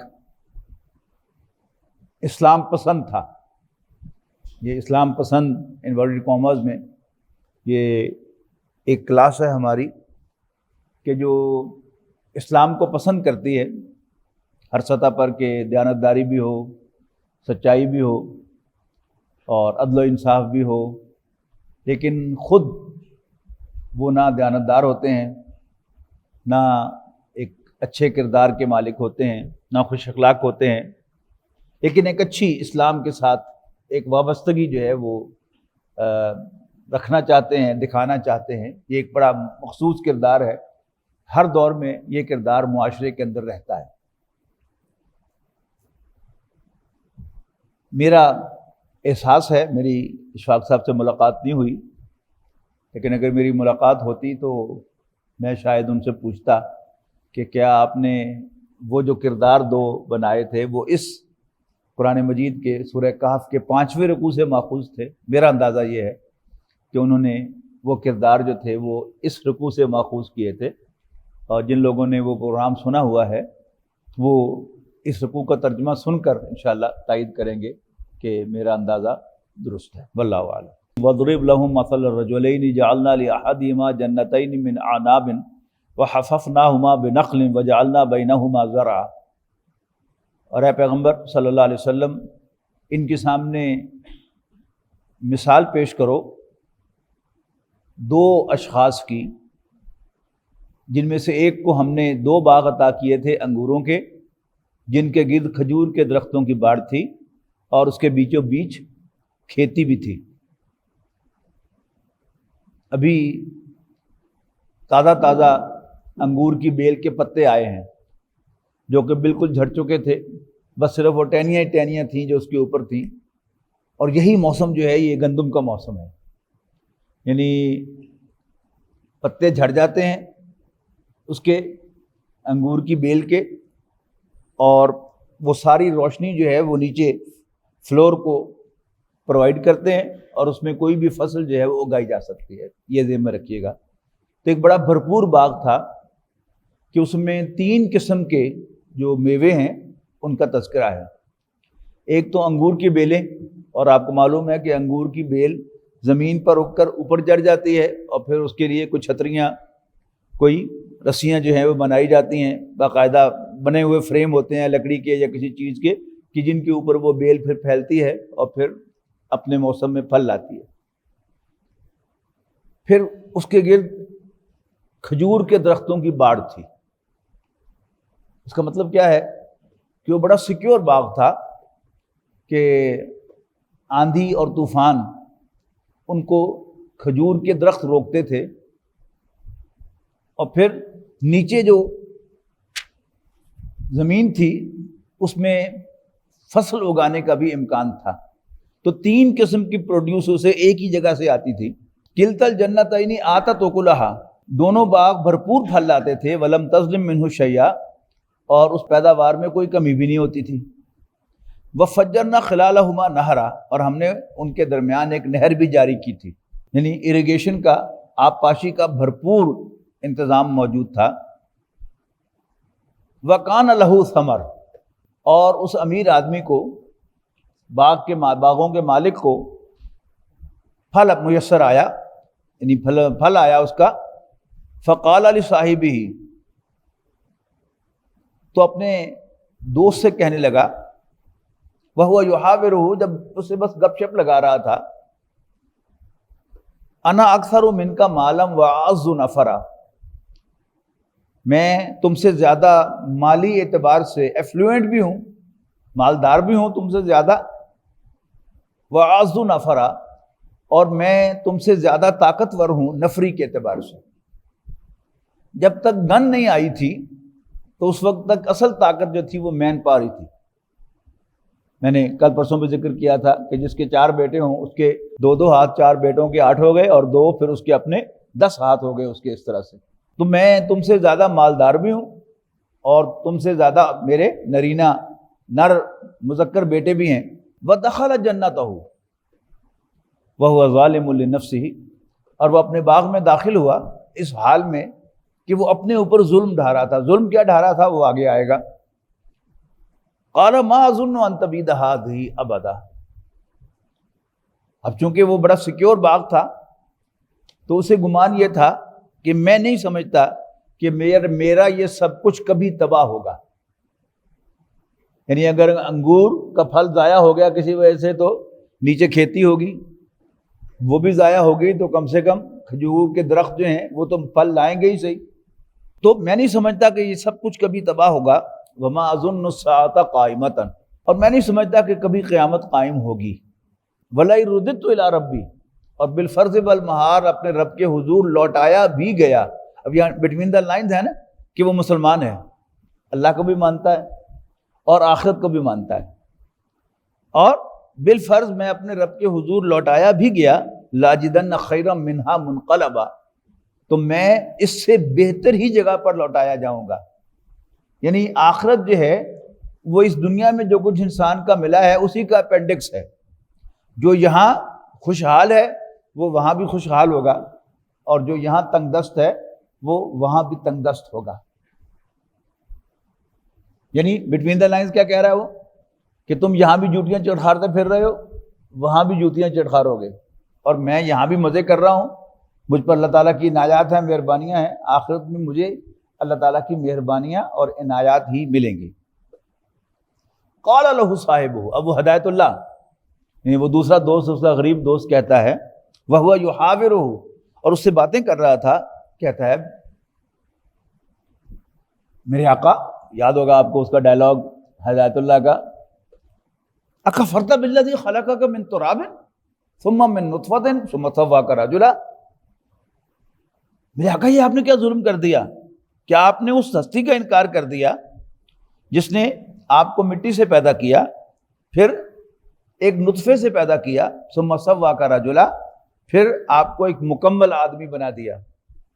لیکنہ هو اللہ ربی، آپ مانے یا نہ مانے میرا رب تو وہی ہے. ولا اشرک بربی احدا، اور میں اپنے رب کے ساتھ کسی کو شریک ٹھہرانے والا، شریک بنانے والا نہیں. اب نوٹ کیجئے گیا، نہ تو اس نے کسی لات کو پکارا، نہ عزا کو پکارا، نہ منات کو پکارا، نہ کوئی اور بت جس کا ذکر کیا. پھر شرک کون سا تھا جو اس نے کیا تھا؟ آگے جا کے وہ بات کھل جائے گی کہ اس نے اپنے جو پیرافرنیلیا تھا سارا، اس کا جو ساری جائیداد تھی، اس کی ساری پراپرٹی تھی، اس نے اس کو امورٹل سمجھا کہ یہ کبھی تباہ نہیں ہوگا. اور یہ شان صرف ایک اللہ رب العالمین کی ہے کہ اس کو فنا نہیں ہے. کل من علیہا فان، زمین پر جو کچھ ہے وہ فنا ہونے والا ہے. وَيَبْقَى وَجْهُ رَبِّكَ ذُو الْجَلَالِ وَالْإِكْرَامِ، اور باقی رہنے والا صرف تیرے رب ذوالجلال کا عزت و جلال والا چہرہ ہے، باقی سب کچھ فنا ہو جائے گا. تو اکفرت بالذی خلقک من تراب ثم من نطفۃ ثم سواک رجلا لکنہ هو اللہ ربی ولا اشرک بربی احدا. فلولا اذ دخلت جنتک، میرے آقا سر کیوں ایسا نہ ہوا کہ جب آپ باغ میں داخل ہوئے، قلتا، آپ کہتے ماشاء اللہ لا قوت الا باللہ، کہ ماشاء اللہ وہی ہوگا جو اللہ چاہے گا، اور کچھ اختیار نہیں ہے کسی کا مگر اللہ کی توفیق سے. ان ترانی if at all you saw me, آپ نے دیکھا ہی تھا مجھے، انا اقل منک مالا و ولدا، کہ میں مال و اولاد میں آپ سے کم ہوں. اب دوسرا رخ، فعصا ربی ان یؤتینی خیرا من جنتک، کیا جب میرا رب مجھے اس باغ سے، آپ کے باغ سے بہتر باغ عطا کر دے. فیرسل علیہا حسبانا من السماء، اور آپ کے باغ پر آسمان سے کوئی آفت بھیج دے. فتصبح صعیدا زلقا، اور وہ چٹیل میدان ہو کر رہ جائے. او یصبح ماؤہا غورا، یا اتر جائے اس کا پانی گہرا. اور یہ فیصل آباد کے لوگوں کو تو خوب تجربہ ہے اس کا کہ 79 80 81 میں آپ کو یاد ہوگا کہ فیصل آباد دلدل بن گیا تھا. اس کے سارے جتنے آؤٹ روڈز ہیں، جنگ روڈ، شہپورہ روڈ، سمندری روڈ، جڑامالا روڈ کا تو ابھی یہی حال ہے. یہ سب کیا تھی؟ یہ بالکل بیٹھ گئی تھی. پھر اس کے بعد سروے کروایا گیا تو سجیسٹ کیا گیا کہ یہاں 50-60 کے قریب ٹیوب ویلز لگائے جائیں یہ نہر کی وجہ سے. یعنی یہ بھی تو سجیسٹ کیا گیا کہ اس کی اندر سے لائننگ کو پکا کیا جائے اور ٹیوب ویلز لگائے جائیں سارے. وہ ٹیوب ویلز لگائے گئے اور پھر اس کے بعد وہ حالات بہتر ہوئے. اور اب ہوتے ہوتے کیا ہے، پانی گہرے سے گہرا ہوتا چلا جا رہا ہے. یعنی پہلے 12 فٹ پر ڈونکی پمپ ہم لگاتے تھے تو پانی نکال لیتے تھے. ڈونکی پمپ فیل ہو گیا تو ٹربائنز لگائیں، پھر وہ فیل ہوئیں تو یہ حکا پمپ آیا. اور اب ہر 8-10 سال کے بعد آپ کو نیا بور یا وہی بور گہرا کروانا پڑتا ہے. اب 100 فٹ سے بھی زیادہ گہرا پانی ہے فیصل آباد کا. تو اللہ تعالیٰ کے لیے کیا مشکل ہے؟ او یصبح ماؤہا غورا، یا ہو جائے اس کا پانی ہی گہرا، فلن تستطیع لہ طلبا، کہ تم اس کو حاصل ہی نہ کر پاؤ. مجھے ایگریکلچر یونیورسٹی میں پروگرام تھا، اس کے لیے میں گیا تھا تو وہاں مجھے بتایا گیا کہ جب جنرل پرویز مشرف صاحب کے دور میں ٹیوب ویل جو ہے وہ فلیٹ ریٹ پر 2000 روپے پر مہینے کا دے دیا گیا، تو کوئٹے کے لوگوں نے بے تحاشا پانی نکالا، جس کی وجہ سے پانی بہت گہرا چلا گیا. اور پھر وہاں بادام کے پودے جو تھے، جو بالکل عام تھے کوئٹہ کے اندر، وہ سب کے سب جو ہے وہ ایندھن کے طور پر بکے. تو پانی گہرا ہو جانا یہ کوئی نئی بات نہیں ہے، اللہ تعالیٰ کا ایک نظام ہے. اس نے، جیسے کہ میں نے بتایا تھا آپ کو، کہ ہمارا پانی جو ہم پیتے ہیں وہ خلیج بنگال سے اس کے بخارات اٹھتے ہیں اور پھر اللہ تعالیٰ ہمیں پانی پلاتا ہے. اور جو ہم نے کل دیکھا تھا کہ لنک ہوتے ہیں سارے کے سارے ایونٹس، جس کی وجہ سے کوئی چھوٹا سے چھوٹا واقعہ پیش آتا ہے. اللہ تعالیٰ پانی کا کوئی ایک لنک بھی مس کر دے تو پھر ہم پانی سے محروم ہو سکتے ہیں. اور یصبح ماؤہا غورا، یا اس کا پانی ہی گہرا چلا جائے، فلن تستطیع لہ طلبا، کہ پھر آپ اسے کہیں سے حاصل ہی نہ کر پائیں. وَأُحِیطَ بِثَمَرِهِ، اور وہی ہو گیا. احیطَ بِثَمَرِهِ، اس کے پھل کو مصیبت نے، طوفان نے گھیر لیا، مارا گیا اس کا پھل. فَأَصْبَحَ يُقَلِّبُ كَفَّيْهِ، اور پھر وہ لگا کف افسوس ملنے. کف کہتے ہیں نا ہتھیلی کو. تو عَلَىٰ مَا أَنفَقَ فِيهَا، اب یہ ٹپیکل طرف سرمایہ دارانہ سوچ ہے کہ پھر وہ لگا کف افسوس ملنے اپنی انویسٹمنٹ پر جو اس نے کی تھی. یعنی کسی مل میں آگ لگے اور مل سے ٹیلی فون جائے کسی سرمایہ دار کو کہ مل میں آگ لگ گئی ہے، تو وہ پہلا سوال کیا پوچھے گا کہ نقصان کتنا ہو گیا. حالانکہ پہلے پوچھنا کیا چاہیے، بندے سارے بچ گئے، لیکن ایسا نہیں ہوتا. تو اصل افسوس جو ہوتا ہے سرمایہ دار کو اپنی انویسٹمنٹ کا ہوتا ہے. لگا کف افسوس ملنے عَلَىٰ مَا أَنفَقَ فِيهَا وَهِيَ خَاوِيَةٌ عَلَىٰ عُرُوشِهَا، اور وہ جو باغ تھا انگوروں کا وہ اپنی چھتریوں پر گرا پڑا تھا. وَيَقُولُ، اب وہ کہنے لگا، یا لیتنی کاش، لم اشرک بربی احدا، میں اپنے رب کے ساتھ کسی کو شریک نہ بناتا. ولم تکن لہ فئۃ ینصرونہ، اور اس کے پاس کوئی جتھا نہیں تھا کہ جو اس کی مدد کرتا، من دون اللہ، اللہ کے سوا، وما کان منتصرا، اور نہ وہ اس قابل تھا کہ اللہ تعالیٰ سے بدلہ لے سکتا. ہنالک الولایۃ للہ الحق، یہاں یہ معلوم ہوا کہ کارسازی کا اختیار تو اللہ تعالیٰ ہی کے پاس ہے صرف، اور وہی برحق ہے. ہوا خیر ثوابا و خیر عقبا، وہی بہتر دینے والا ہے اور وہی انجام کو بہتر بنانے والا ہے. وَاضْرِبْ لَهُم مَثَلَ الْحَيَاةِ الدُّنْيَا، اور مثال بیان فرمائیے ان کے سامنے دنیاوی زندگی کی. کما ان انزلناہ من السماء، کہ اس کی مثال ایک پانی کی مانند ہے کہ جسے برسایا ہم نے آسمان سے یا برساتے ہیں. فاختلط بہ نبات الارض، پھر خوب گھنی ہوتی ہے اس کی وجہ سے زمین کی نباتات. فاصبح حشیما، اور پھر وہ بھوسا بن کے رہ جاتی ہے. تذروہ الریاح، کہ جسے ہوائیں اڑائے لیے پھرتی ہیں. وکان اللہ علی کل شیء مقتدرا، اور اللہ تعالیٰ ہر چیز پر پورا اقتدار رکھتا ہے، کنٹرول رکھتا ہے. المال والبنون زینت الحیات الدنیا، یعنی اس کے پہلے رکوع میں کہا گیا تھا نا کہ انا جعلنا ما علی الارض زینت اللہ لنبلوہم ایہم احسن عملا، کہ یقیناً ہم نے جو کچھ زمین پر ہے اس کو اس کے رہنے والوں کے لیے بڑا کچھ پرکشش بنایا ہے۔ اب دو سب سے زیادہ پرکشش چیزیں ہیں اس زمین پر انسان رہنے والوں کے لیے، وہ کیا ہے؟ مال اور اولاد۔ المال والبنون، مال اور بیٹے، زینت الحیات الدنیا، دنیاوی زندگی کی اٹریکشن ہے۔ والباقیات الصالحات خیر عند ربک ثوابا وخیر عملا، جبکہ باقی رہنے والی نیکیاں آپ کے رب کے نزدیک بہتر ہیں ریٹرن کے لحاظ سے اور بہتر ہیں امید لگانے کے اعتبار سے۔ وَيَوْمَ نُسَيِّرُ الْجِبَالَ، اور جس دن ہم پہاڑوں کو سیر کرائیں گے، چلائیں گے۔ وَتَرَى الْأَرْضَ بَارِزَةً، اور تم زمین کو دیکھو گے کھلا میدان۔ وَحَشَرْنَاهُمْ، ان سب کو ہم جمع کریں گے۔ فَلَمْ نُغَادِرْ مِنْهُمْ أَحَدًا، اور کسی کو بھی بھاگنے نہیں دیں گے۔ وَعُرِضُوا عَلَىٰ رَبِّكَ صَفًّا، اور وہ اپنے رب کے سامنے قطار اندر قطار پیش کیے جائیں گے۔ فرمائے گا اللہ تعالیٰ لَقَدْ جِئْتُمُونَا، تم ہمارے پاس آئے ہو، کما خلقناکم اول مرہ، جیسے ہم نے تمہیں پہلے ایک مرتبہ پیدا کیا تھا۔ بل زعمتم ان لن نجعل لکم موعدا، جبکہ تم سمجھتے تھے کہ قطعاً مقرر نہیں کیا ہم نے تمہارے لیے پیشی کا کوئی وقت۔ ووضع الکتاب، اور وہ اعمال نامہ لایا جائے گا، سامنے رکھ دیا جائے گا نکال کر۔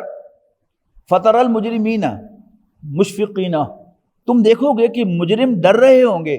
کس سے ڈر رہے ہوں گے؟ مما فی، اس اندر جو اس کے مندرجات ہیں اعمال نامے کے اندر، پتہ تو ہے نا کیا کیا ہوا ہے۔ تو تم دیکھو گے مجرم ڈر رہے ہوں گے اس کے کنٹینٹس پر، اس کے جو مندرجات ہیں ان پر۔ وَيَقُولُونَ، کہیں گے یا ویلتنا، ہائے ہماری شامت، ہماری کمبختی، ما لہذا الکتاب، یہ کیسا اعمال نامہ ہے، لا یغادر صغیرۃ ولا کبیرۃ الا احصاها، کہ نہ اس نے کوئی چھوٹا عمل چھوڑا ہے نہ بڑا عمل، بلکہ سب کا احاطہ کر لیا ہے۔ وَوَجَدُوا مَا عَمِلُوا حَاضِرًا، اور جو عمل بھی انہوں نے کیا ہوگا اس کو اپنے سامنے حاضر پائیں گے۔ وَلَا يَظْلِمُ رَبُّكَ أَحَدًا، اور تیرا رب کسی پر کوئی زیادتی نہیں کرے گا۔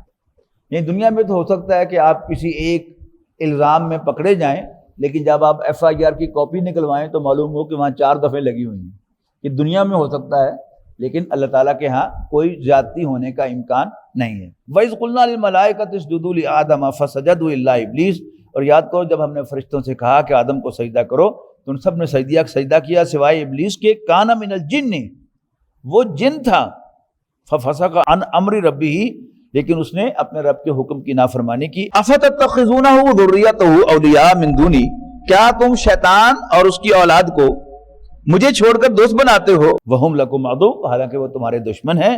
بِئْسَ لِلظَّالِمِينَ بَدَلًا، اور بہت ہی برا بدل ہے جسے وہ اختیار کر رہے ہیں ظالموں کے لیے۔ مَا أَشْهَدتُّمْ خَلْقَ السَّمَاوَاتِ وَالْأَرْضِ، اور نہیں بلایا تھا میں نے آسمانوں اور زمین کی تخلیق کرتے ہوئے ان کو۔ وَلَا خَلْقَ أَنفُسِهِمْ، نہ خود ان کو پیدا کرتے ہوئے میں نے انہیں گواہ بنایا تھا۔ وَمَا كُنْتُ مُتَّخِذَ الْمُضِلِّينَ عَضُدًا، اور میں ایسا نہیں ہوں کہ گمراہ کرنے والوں کو اپنا مددگار بناؤں۔ وَيَوْمَ يَقُولُ نَادُوا شُرَكَائِيَ الَّذِينَ زَعَمْتُمْ، جس دن اللہ تعالیٰ فرمائے گا کہ بلاؤ میرے ان شریکوں کو جن کے بارے میں تمہیں زوم تھا تو کہ وہ میرے شریک ہیں۔ فَدَعُوهُمْ، تو وہ ان کو پکاریں گے۔ فَلَمْ يَسْتَجِيبُوا لَهُمْ، لیکن وہ ان کو رسپونڈ نہیں کریں گے۔ وَجَعَلْنَا بَيْنَهُمْ مَوْبِقًا، اور ہم بنا دیں کہ ان کے درمیان ہلاکت کا ایک گڑھا۔ وَرَأَى الْمُجْرِمُونَ النَّارَ، مجرم آگ کو دیکھیں گے۔ فَظَنُّوا، تو سمجھ جائیں گے، أَنَّهُمْ مُوَاقِعُوهَا، کہ وہ یقیناً اس میں گر پڑنے والے ہیں۔ وَلَمْ يَجِدُوا عَنْهَا مَصْرِفًا، اور اس سے وہ کوئی بچنے کی راہ نہ پائیں گے۔ وَلَقَدْ صَرَّفْنَا فِي هَذَا الْقُرْآنِ لِلنَّاسِ مِنْ كُلِّ مَثَلٍ، اور یقیناً ہم نے اس قرآن میں لوگوں کے لیے سمجھانے کے تمام اسلوب اختیار کر لیے ہیں، ہر قسم کی مثال، ہر طرح کا مضمون بیان کر لیا ہے، ہر اسلوب اختیار کر لیا ہے۔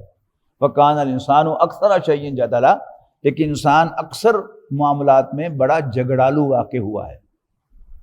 وَمَا مَنَعَ النَّاسَ أَن يُؤْمِنُوا، اور نہیں منع کیا لوگوں کو ایمان لانے سے، اذ جاءہم الہدیٰ، جب ان کے پاس ہدایت آئی، وَيَسْتَغْفِرُوا رَبَّهُمْ، اور اپنے رب سے بخشش مانگنے سے إِلَّا أَن تَأْتِيَهُمْ سُنَّةُ الْأَوَّلِينَ، سوائے اس کے کہ ان پر آئے پہلوں کی کسی پریکٹس دہرائی جائے، او یاتیہم العذاب قبلا، یا اللہ تعالیٰ کا عذاب ان کے سامنے آن کھڑا ہو۔ وَمَا نُرْسِلُ الْمُرْسَلِينَ إِلَّا مُبَشِّرِينَ وَمُنذِرِينَ، اور نہیں بھیجتے ہم رسولوں کو مگر اس لیے کہ خوشخبری دیں اور خبردار کریں۔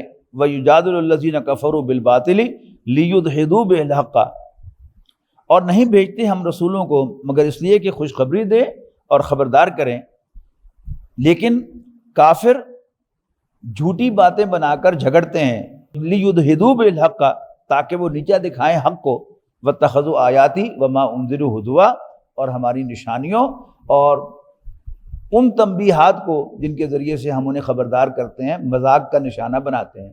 وَمَنْ أَظْلَمُ مِمَّنْ ذُكِّرَ بِآيَاتِ رَبِّهِ فَأَعْرَضَ عَنْهَا، اور اس سے بڑھ کر ظالم کون ہے جس کو اس کے رب کی آیات کے ذریعے سے نصیحت کی جائے لیکن وہ ان سے منہ پھیر لے۔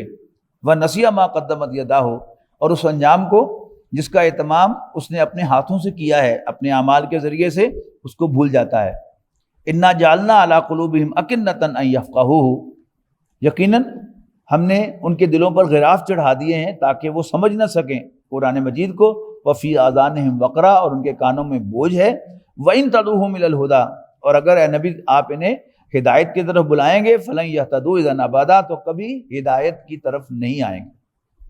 وَرَبُّكَ الْغَفُورُ ذُو الرَّحْمَةِ، اور آپ کا رب بخشنے والا رحم فرمانے والا ہے۔ لَوْ يُؤَاخِذُهُم بِمَا كَسَبُوا، اگر وہ لوگوں کا مواخذہ کرے، لوگوں کو پکڑے ان کی کرتوتوں کی وجہ سے، کمائی کی وجہ سے، لَعَجَّلَ لَهُمُ الْعَذَابَ، تو پھر جلد وہ ان پر عذاب لے آئے۔ بَل لَّهُم مَّوْعِدٌ لَّن يَجِدُوا مِن دُونِهِ مَوْعِلًا، لیکن ان کے لیے ایک وقت مقرر ہے، نہیں پائیں گے وہ اس سے بچ کر نکلنے کا کوئی بھی راستہ۔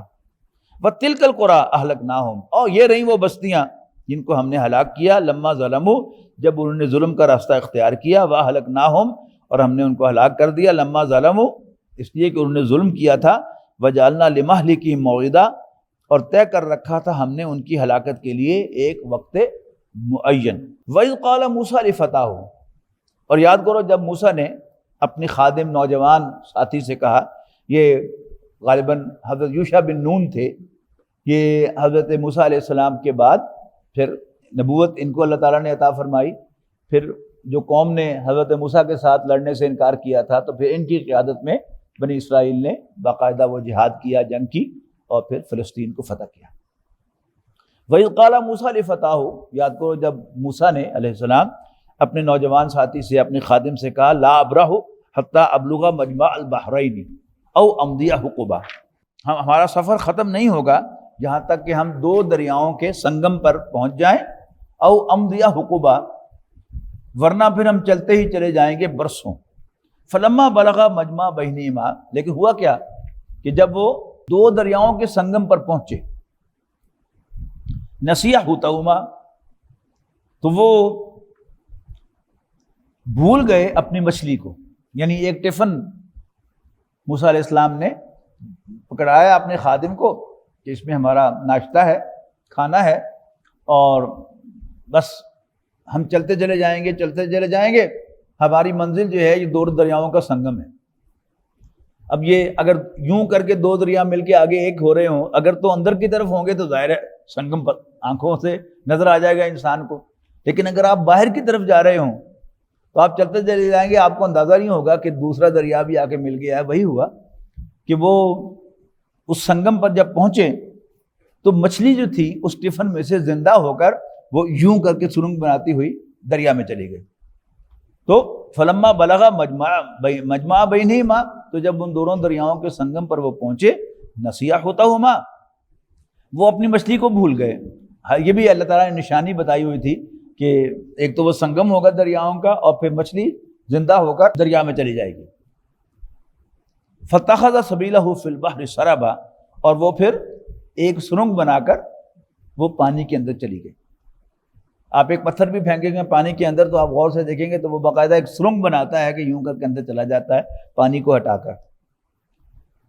فلما جاوزا، جب جو انہوں نے تجاوز کر لیا اس جگہ سے، قال موسیٰ علیہ السلام نے کہا لفتاہ اپنے خادم سے، آتنا غدانا، لاؤ ہمارا ناشتہ، لقد لقینا من سفرنا ھذا نصبا، یقیناً ہمیں اس سفر سے بڑی تکلیف پہنچی ہے، ہم تھک گئے ہیں۔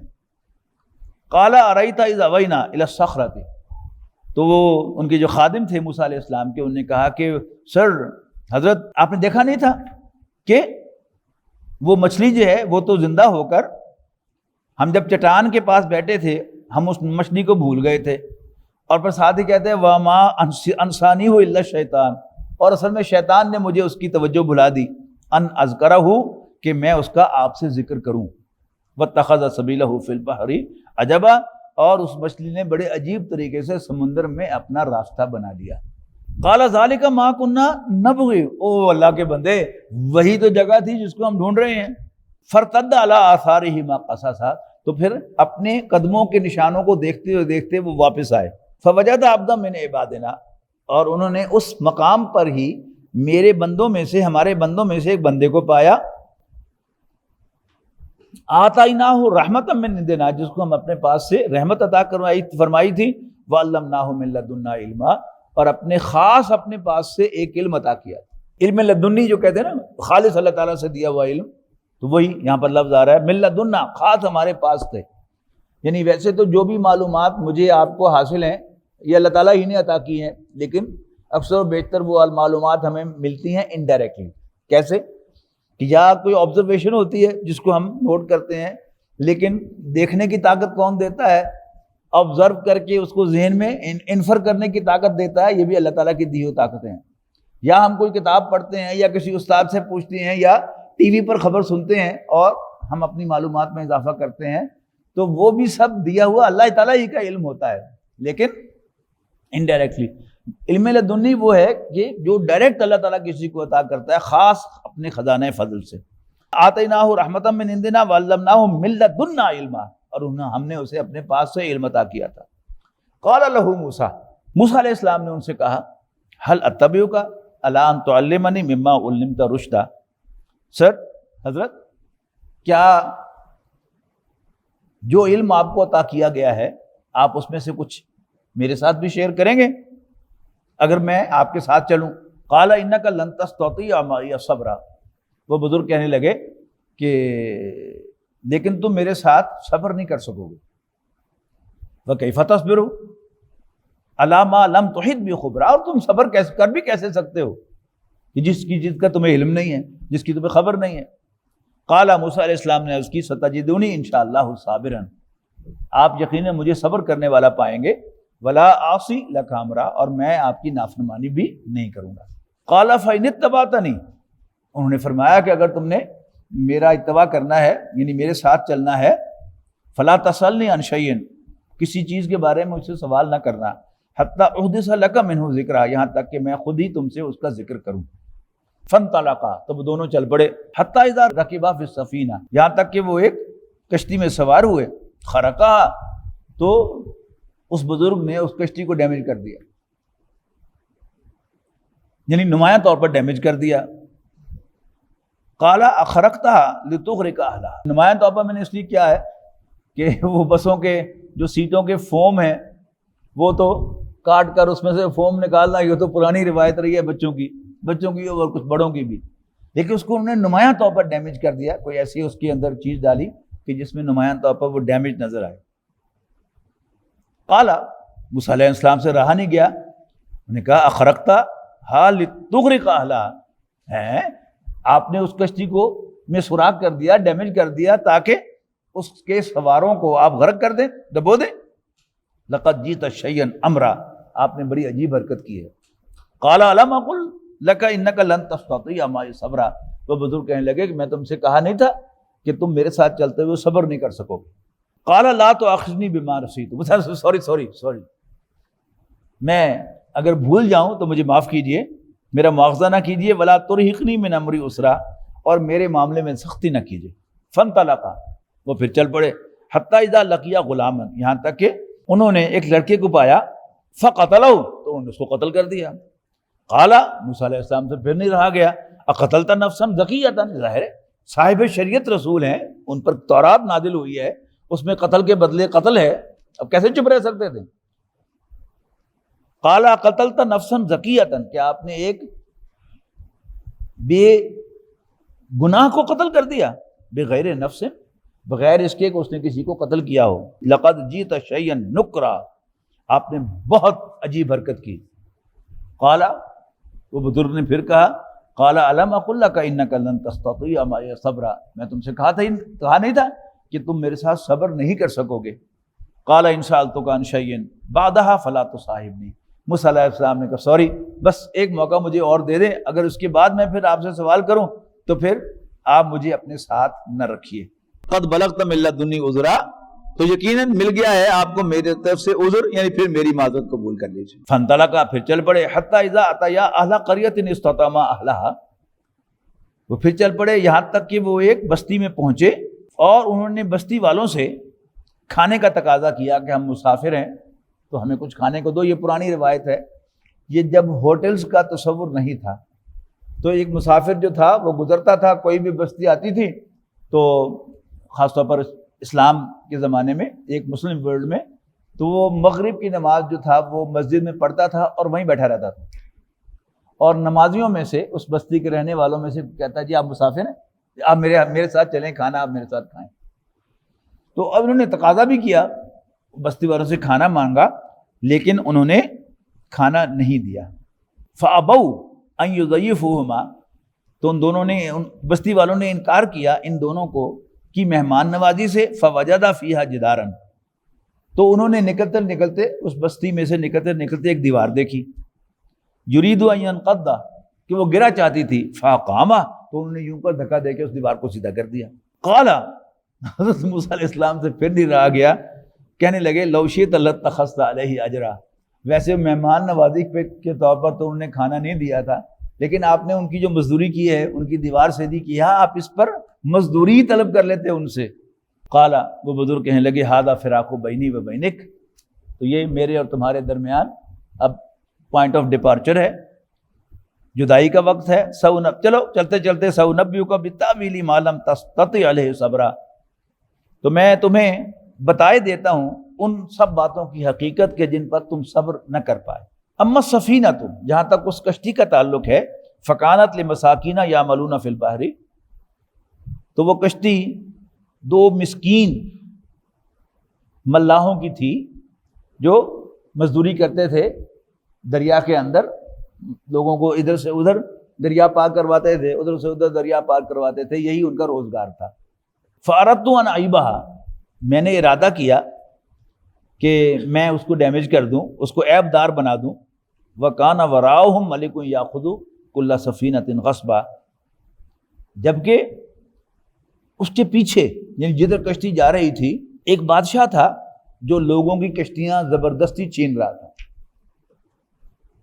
آپ کو معلوم ہے کہ اب تو وہ روایت کافی کم ہو گئی ہے، جب بھی کوئی ڈگنیٹری، صدر، وزیر اعظم، وزیر اعلیٰ کہیں خطاب کرتا تھا تو بسیں بھر کر، ایڈمنسٹریشن جو ہے یہ بسیں بھر کر لے کے جاتی تھی پیسے دے کر۔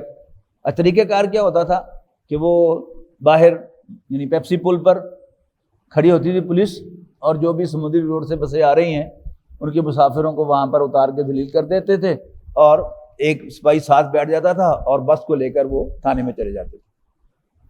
لیکن یہ معاملہ صرف اچھی فارم میں جو بسیں تھیں ان کے ساتھ کرتے تھے، جو پھٹیچر قسم کی بسیں ہوتی تھیں ان کو نہیں پکڑا جاتا تھا۔ کہ ایک بادشاہ کشتیاں چھین رہا تھا، میں نے اس کشتی کو نمایاں طور پر عیب دار بنا دیا تاکہ اس کے بندے جو ہیں وہ اس کشتی والے کو چھوڑ دیں، کشتی کو چھوڑ دیں۔ اب ظاہر ہے، یعنی آج کی زبان میں اگر آپ کہیں کہ کشتی ڈیمیج ہو گئی تو 8-10 ہزار روپے میں ریپیئر ہو جائے گی، لیکن 3-4 لاکھ کی کشتی جو ہے وہ بچ جائے گی، تو نقصان تو نہیں ہوا، فائدہ ہی ہوا، بظاہر نقصان ہوا۔ اس کے بعد دوسرا وہ کہتے ہیں وہ اما الغلام، جہاں تک اس لڑکے کا تعلق ہے، فکانہ ابواہ مومنین، اس کے ماں باپ مومن تھے، ایمان والے تھے۔ فخشینا ان یرہقہما طغیانا وکفرا، تو ہمیں ڈر ہوا کہ کہیں وہ اپنی سرکشی اور کفر سے اپنے والدین کو تنگ کرے گا، لہذا میں نے اس کو قتل کر دیا۔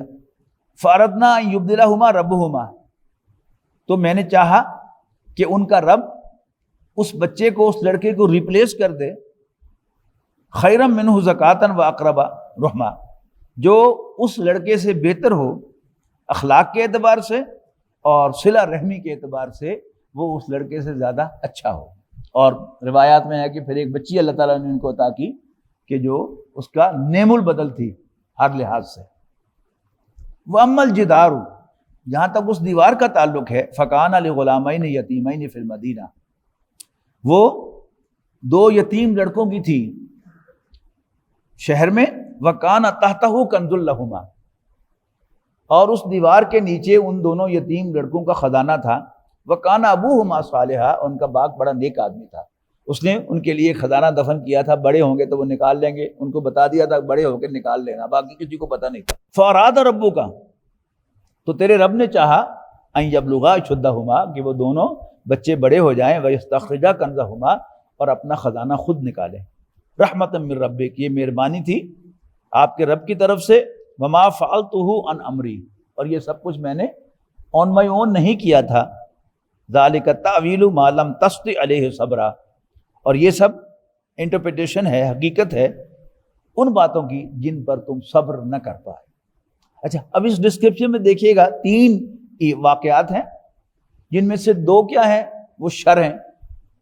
ایک بچے کو قتل کرنا یہ کیا ہے، شر ہے، اور کشتی کو غریب ملاحوں کی ڈیمیج کرنا یہ بھی شر ہے، لیکن اصل میں کیا تھا، یہ خیر تھا ان کے لیے، یعنی غریب ملاحوں کے لیے بھی خیر تھا کہ کشتی چھننے سے بچ گئی، اور والدین لڑکے کے ان کے لیے بھی کیا تھا، خیر تھا کہ وہ بچہ کل کو ان کو پریشان کرنے والا تھا۔ یعنی کوئی لڑکا ہو جس کی پیدائش پر تو والدین نے بڑی خوشیاں منائی ہوں، ڈھول ڈھمکے کیے ہوں اور پتہ نہیں کیا کچھ کیا ہو، چراغاں بھی کیا ہو، لیکن بڑا ہو کر وہ بچہ ان کو تھانے اور کچہری کے چکر لگوائے اور ہر طرف سے اس کے لمبے ہی آئیں، وہ والدین کے لیے پریشانی کا باعث بنتا ہے۔ تو اللہ تعالیٰ نے اس بچے کو حضرت خضر سے، یہ جو بزرگ ہیں ان کا نام خضر آتا ہے حدیث میں، ان کے ذریعے سے اس بچے کو مروا دیا، اور پھر ان کو اس سے ایک بیٹی عطا کی کہ جو اس کا نعم البدل تھی۔ یہ دونوں منفی تھے، تو ان کا ذکر حضرت خضر کیسے کرتے ہیں کہ میں نے چاہا، یعنی کو پٹھا کام انہوں نے اپنی طرف منسوب کیا۔ لیکن جو تیسرا ہے اس کو غور سے ابھی ہم نے دیکھا ہے وہ کہ وَأَمَّا الْجِدَارُ فَكَانَ لِغُلَامَيْنِ يَتِيمَيْنِ فِي الْمَدِينَةِ وَكَانَ تَحْتَهُ كَنزٌ لَهُمَا وَكَانَ أَبُوهُمَا صَالِحًا فَأَرَادَ رَبُّكَ، اور آپ کے رب نے چاہا، یہ ہوتی ہے رسپیکٹ کی بات، یعنی اصل میں تو ہر چیز کا کرنے والا ان دی اینڈ اللہ ہی ہے، لیکن ادب و احترام کا تقاضا کیا ہے، آپ نے بہت سے بزرگوں کی تحریروں میں، ان کی تقاریر میں سنا ہوگا کہ جو بھی خیر میرے قلم سے نکلا ہے یہ اللہ تعالیٰ کے فضل سے ہے، اور جو بھی اس میں خامی کوتاہی یا غلطی ہے وہ میری تقصیر کی وجہ سے ہے۔ یہ ہمارے بزرگوں کا یعنی یہی معمول رہا ہے، اور قرآن مجید کی روشنی میں یہ درست ہے۔ اب اس میں کوئی جو ہے وہ جو ہم بار بار پڑھتے ہیں نا کہ ٹیڑھ تلاش کرنا، وہ اسی میں ٹیڑھ تلاش کرے گا، لو جی کیتا آپ تھے منسوب ادھر کرتا تے، یا کیا خود اور ادھر کر دیا اور اللہ کے ذریعے شیطان کی طرف کر دیا۔ یہ سب کیا ہے، یہ ادب و احترام کے کچھ تقاضے ہیں، اخلاق، یہ انسان کا جو ڈیزائرڈ کردار ہے اللہ تعالیٰ کی نظر میں، یہ اس کا حصہ ہے۔ یعنی ہر بات جو ہے وہ بائی لیٹر اینڈ اسپرٹ اس طرح سے درست نہیں ہوتی، کوئی چیز جو ہے وہ محاورے میں کہی جا رہی ہوتی ہے۔ جب تک ہم قرآن مجید کو پڑھتے ہوئے محاورے کا خیال نہیں رکھیں گے تو پھر ہمیں قرآن مجید کے جو بڑی گہری اور لطیف باتیں ہیں وہ ہمیں سمجھ میں نہیں آئیں گی۔ واللہ اعلم۔ وَيَسْأَلُونَكَ عَنْ ذِي الْقَرْنَيْنِ، اب وہ 2 سوال ہو گئے جو پوچھوائے تھے یہودیوں نے قریش کے ذریعے سے نبی اکرم صلی اللہ علیہ وسلم سے۔ روح کیا ہے وہ ہم سورہ بنی اسرائیل میں پڑھ کے آئے، اور اصحاب کہف کیا ہے وہ اس سورت کے شروع میں آ گیا، اور اب اس سورت کے آخر میں کیا آ رہا ہے، ذی القرنین۔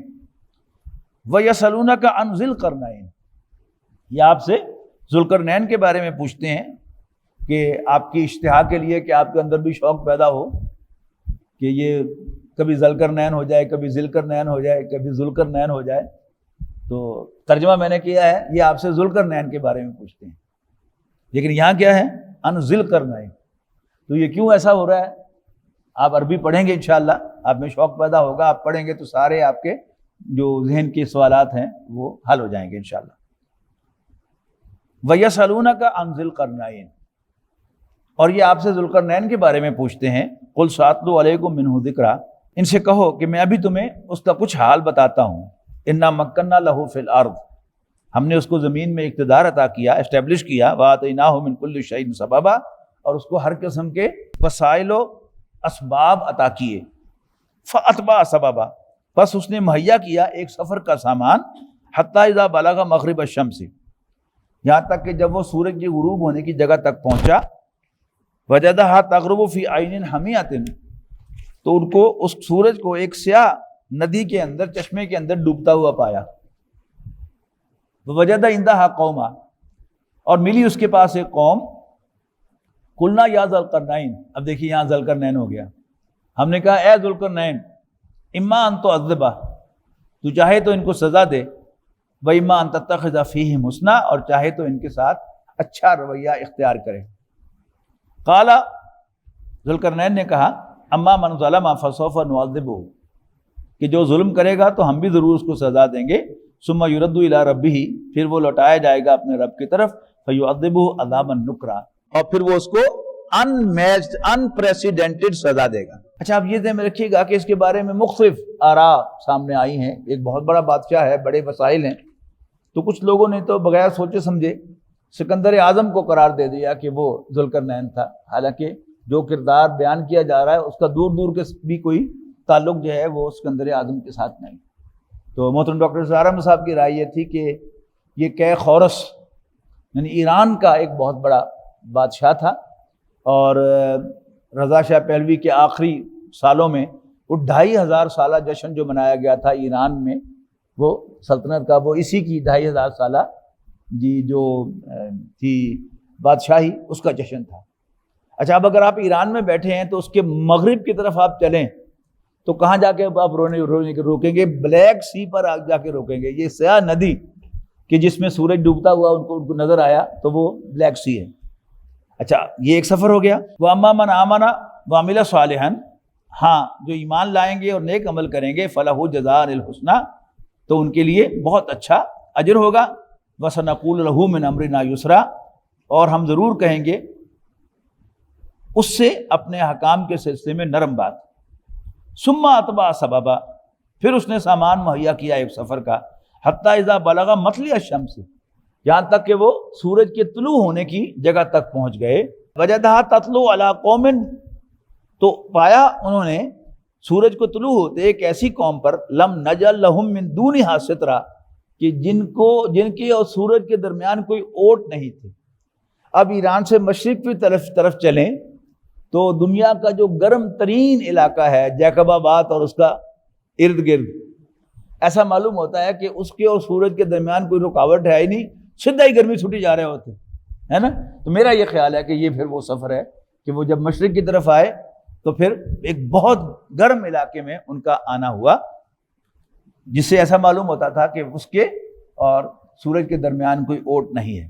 لم نجعل لهم من دونها سترا، کہ ہم نے ان کے لیے سورج سے کوئی اوٹ نہیں بنائی تھی. کذالک، یہی حال تھا ان کا.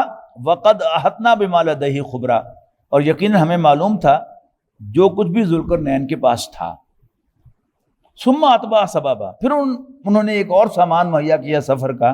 حتی اذا بلغ بین السدین، یہاں تک کہ وہ دو پہاڑوں کے درمیان پہنچ گئے. وجد من دونہما قوما، اور ان دونوں کے درمیان انہوں نے ایک قوم کو پایا. لا یکادون یفقہون قولا، جو نہیں لگتی تھی کہ سمجھے گی کوئی بات، یعنی کوئی اور زبان تھی جہاں بولی جا رہی تھی، اور کچھ بظاہر ہے کہ پھر کچھ اشاروں سے اور کچھ اس سے کیا گیا، کمیونیکیشن ہوئی. قالوا یا ذوالقرنین، تو انہوں نے کہا کہ اے ذوالقرنین، ان یاجوج و ماجوج مفسدون فی الارض، کہ یاجوج و ماجوج زمین میں فساد مچاتے ہیں. فہل نجعل لک خرجا، کیا ہم آپ کو کچھ محصول ادا کریں، کچھ خراج ادا کریں الا ان تجعل، اس پر کہ آپ بنائیں بیننا و بینہم سدا، ان کے اور ہمارے درمیان ایک مضبوط دیوار، ایک بند۔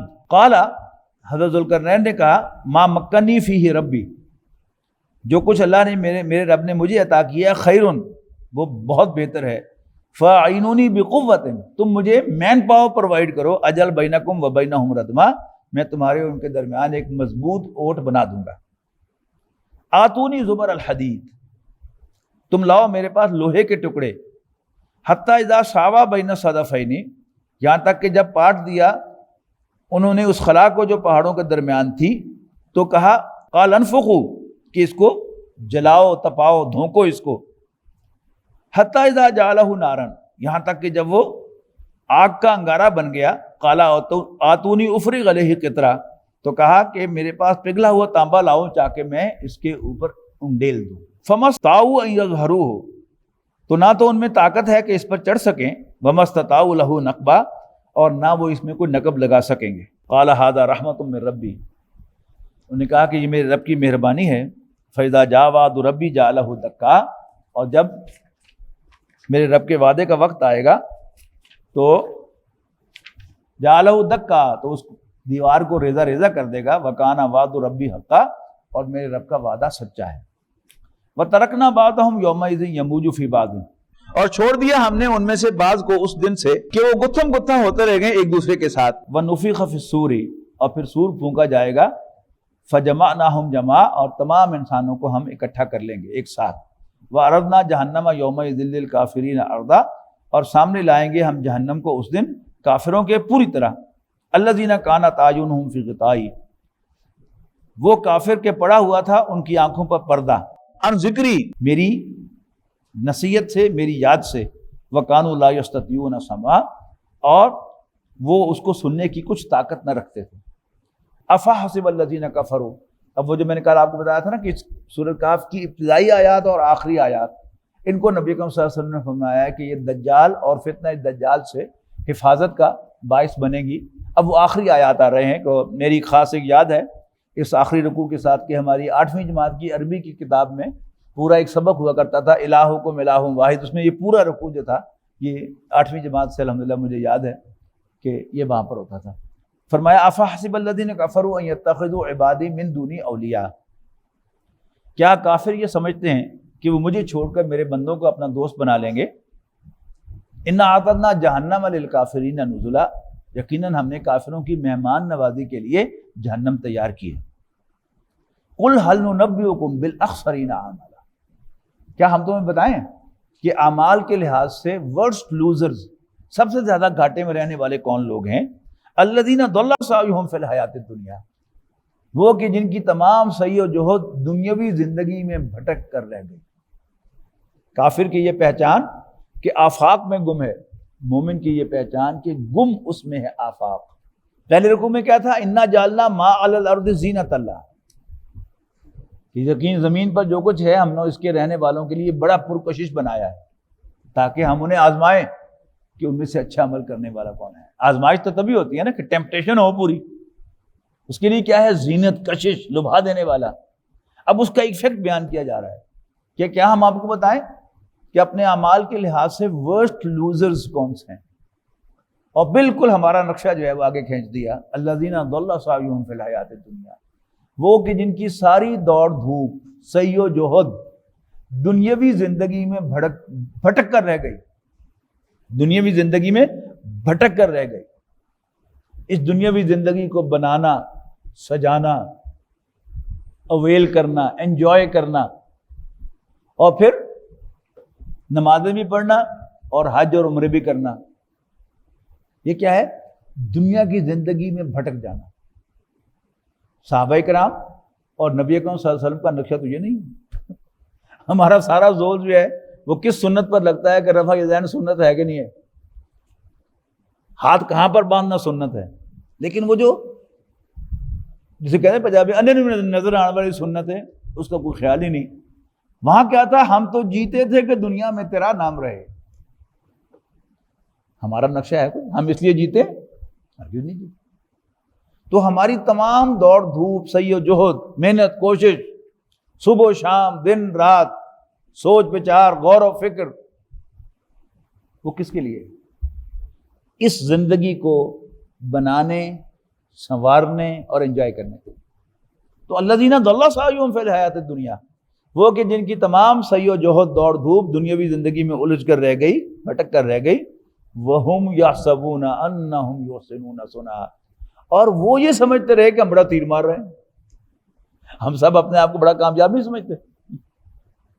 ہم میں سے کوئی تعلیم حاصل کر گیا ہے تو وہ سمجھتا ہے کہ واہ میں نے کمال کیا، کوئی بزنس کر رہا ہے تو وہ سمجھتا ہے کہ جی میرے جیسا سیاںا جمے کوئی نہیں، کوئی ہنر رکھتا ہے اپنے پاس، وہ سمجھتا ہے کہ جو ہنر میرے پاس ہے وہ کسی اور کے پاس ہے ہی نہیں۔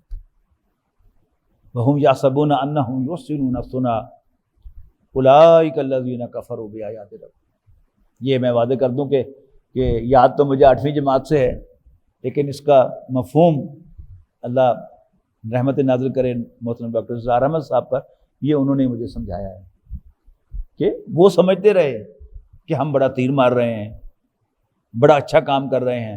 اولئک الذین کفروا بآیات ربہم، یہی وہ لوگ ہیں کہ جو اپنے رب کی آیات کا انکار کر رہے ہیں، ولقائہ، اور اس کی ملاقات کا، فحبطت اعمالہم، تو ان کے سارے نیک اعمال جو انہوں نے اس دنیا میں کیے تھے وہ سب ضائع ہو جائیں گے۔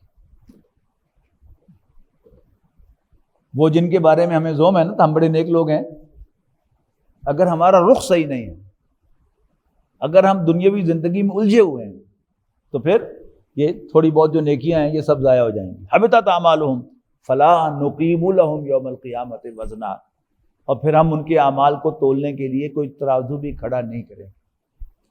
ترازو کی ضرورت کب آتی ہے؟ جب 19-20 کا فرق ہو، اور اگر ایک طرف 1 کلو ہو اور دوسری طرف 100 کلو ہو تو دور سے نظر آ رہا ہے، تو ہم ان کے لیے کوئی ترازو بھی کھڑا نہیں کریں گے۔ ذالک جزاؤہم جہنم، یہ ان کی سزا ہے جہنم کی شکل میں، بما کفروا، اس لیے کہ انہوں نے کفر کیا۔ دین کا تقاضا تو یہ تھا، اللہ تعالیٰ کا تقاضا تو یہ تھا کہ تم آخرت کے لیے جیو، تمہارا ایم، تمہارا آبجیکٹ وہ آخرت ہو، اور دنیا میں صرف تم بیر منیمم پر گزارا کرو اور سارا زور لگاؤ آخرت کے لیے۔ ہمارا معاملہ الٹ ہے، ہم آخرت کو بائی پروڈکٹ کے طور پہ لیتے ہیں، لیکن ساری دوڑ دھوپ محنت ہماری دنیا کے لیے۔ اللہ تعالیٰ اپنا فضل فرمائے۔ وَاتَّخَذُوا آیاتی وَرُسُلِی ہُزُوًا، اور انہوں نے میری نشانیوں، میری آیات اور میرے پیغمبروں کا مذاق اڑایا۔ کہا یہ کہ ہم ان کے ماننے والے ہیں، اللہ کی آیات اور اللہ کے پیغمبروں کے ماننے والے، لیکن بالفعل ہمارا طرز عمل کافروں جیسا ہے۔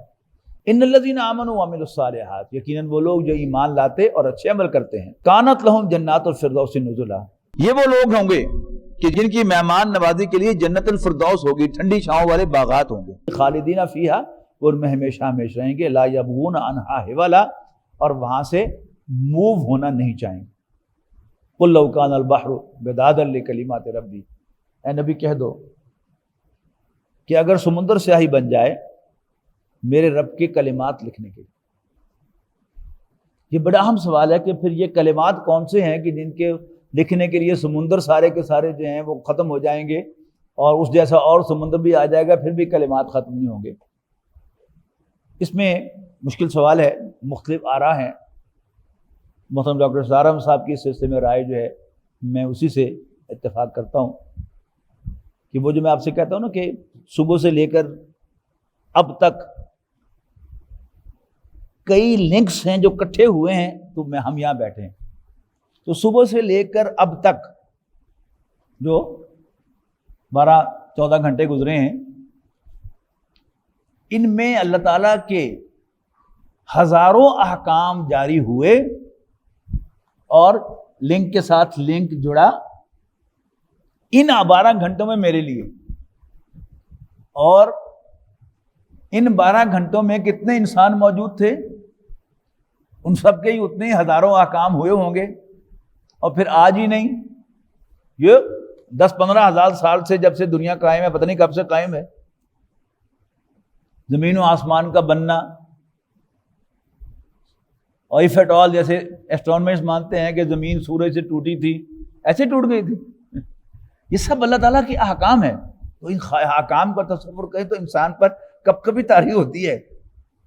تو واقعی ان احکام کو لکھنے کے لیے پھر سمندر ہی چاہیے، اور وہ بھی ناکافی ہو جائیں گے. قُل لَوْ كَانَ الْبَحْرُ مِدَادًا لِكَلِمَاتِ رَبِّي، اے نبی کہہ دو کہ اگر سمندر سیاہی بن جائے میرے رب کے کلمات لکھنے کے لیے، لَنَفِدَ الْبَحْرُ، یقیناً سمندر ختم ہو جائیں گے، قبل ان تنفد کلمات ربی، اس سے پہلے کہ میرے رب کے کلمات ختم ہوں.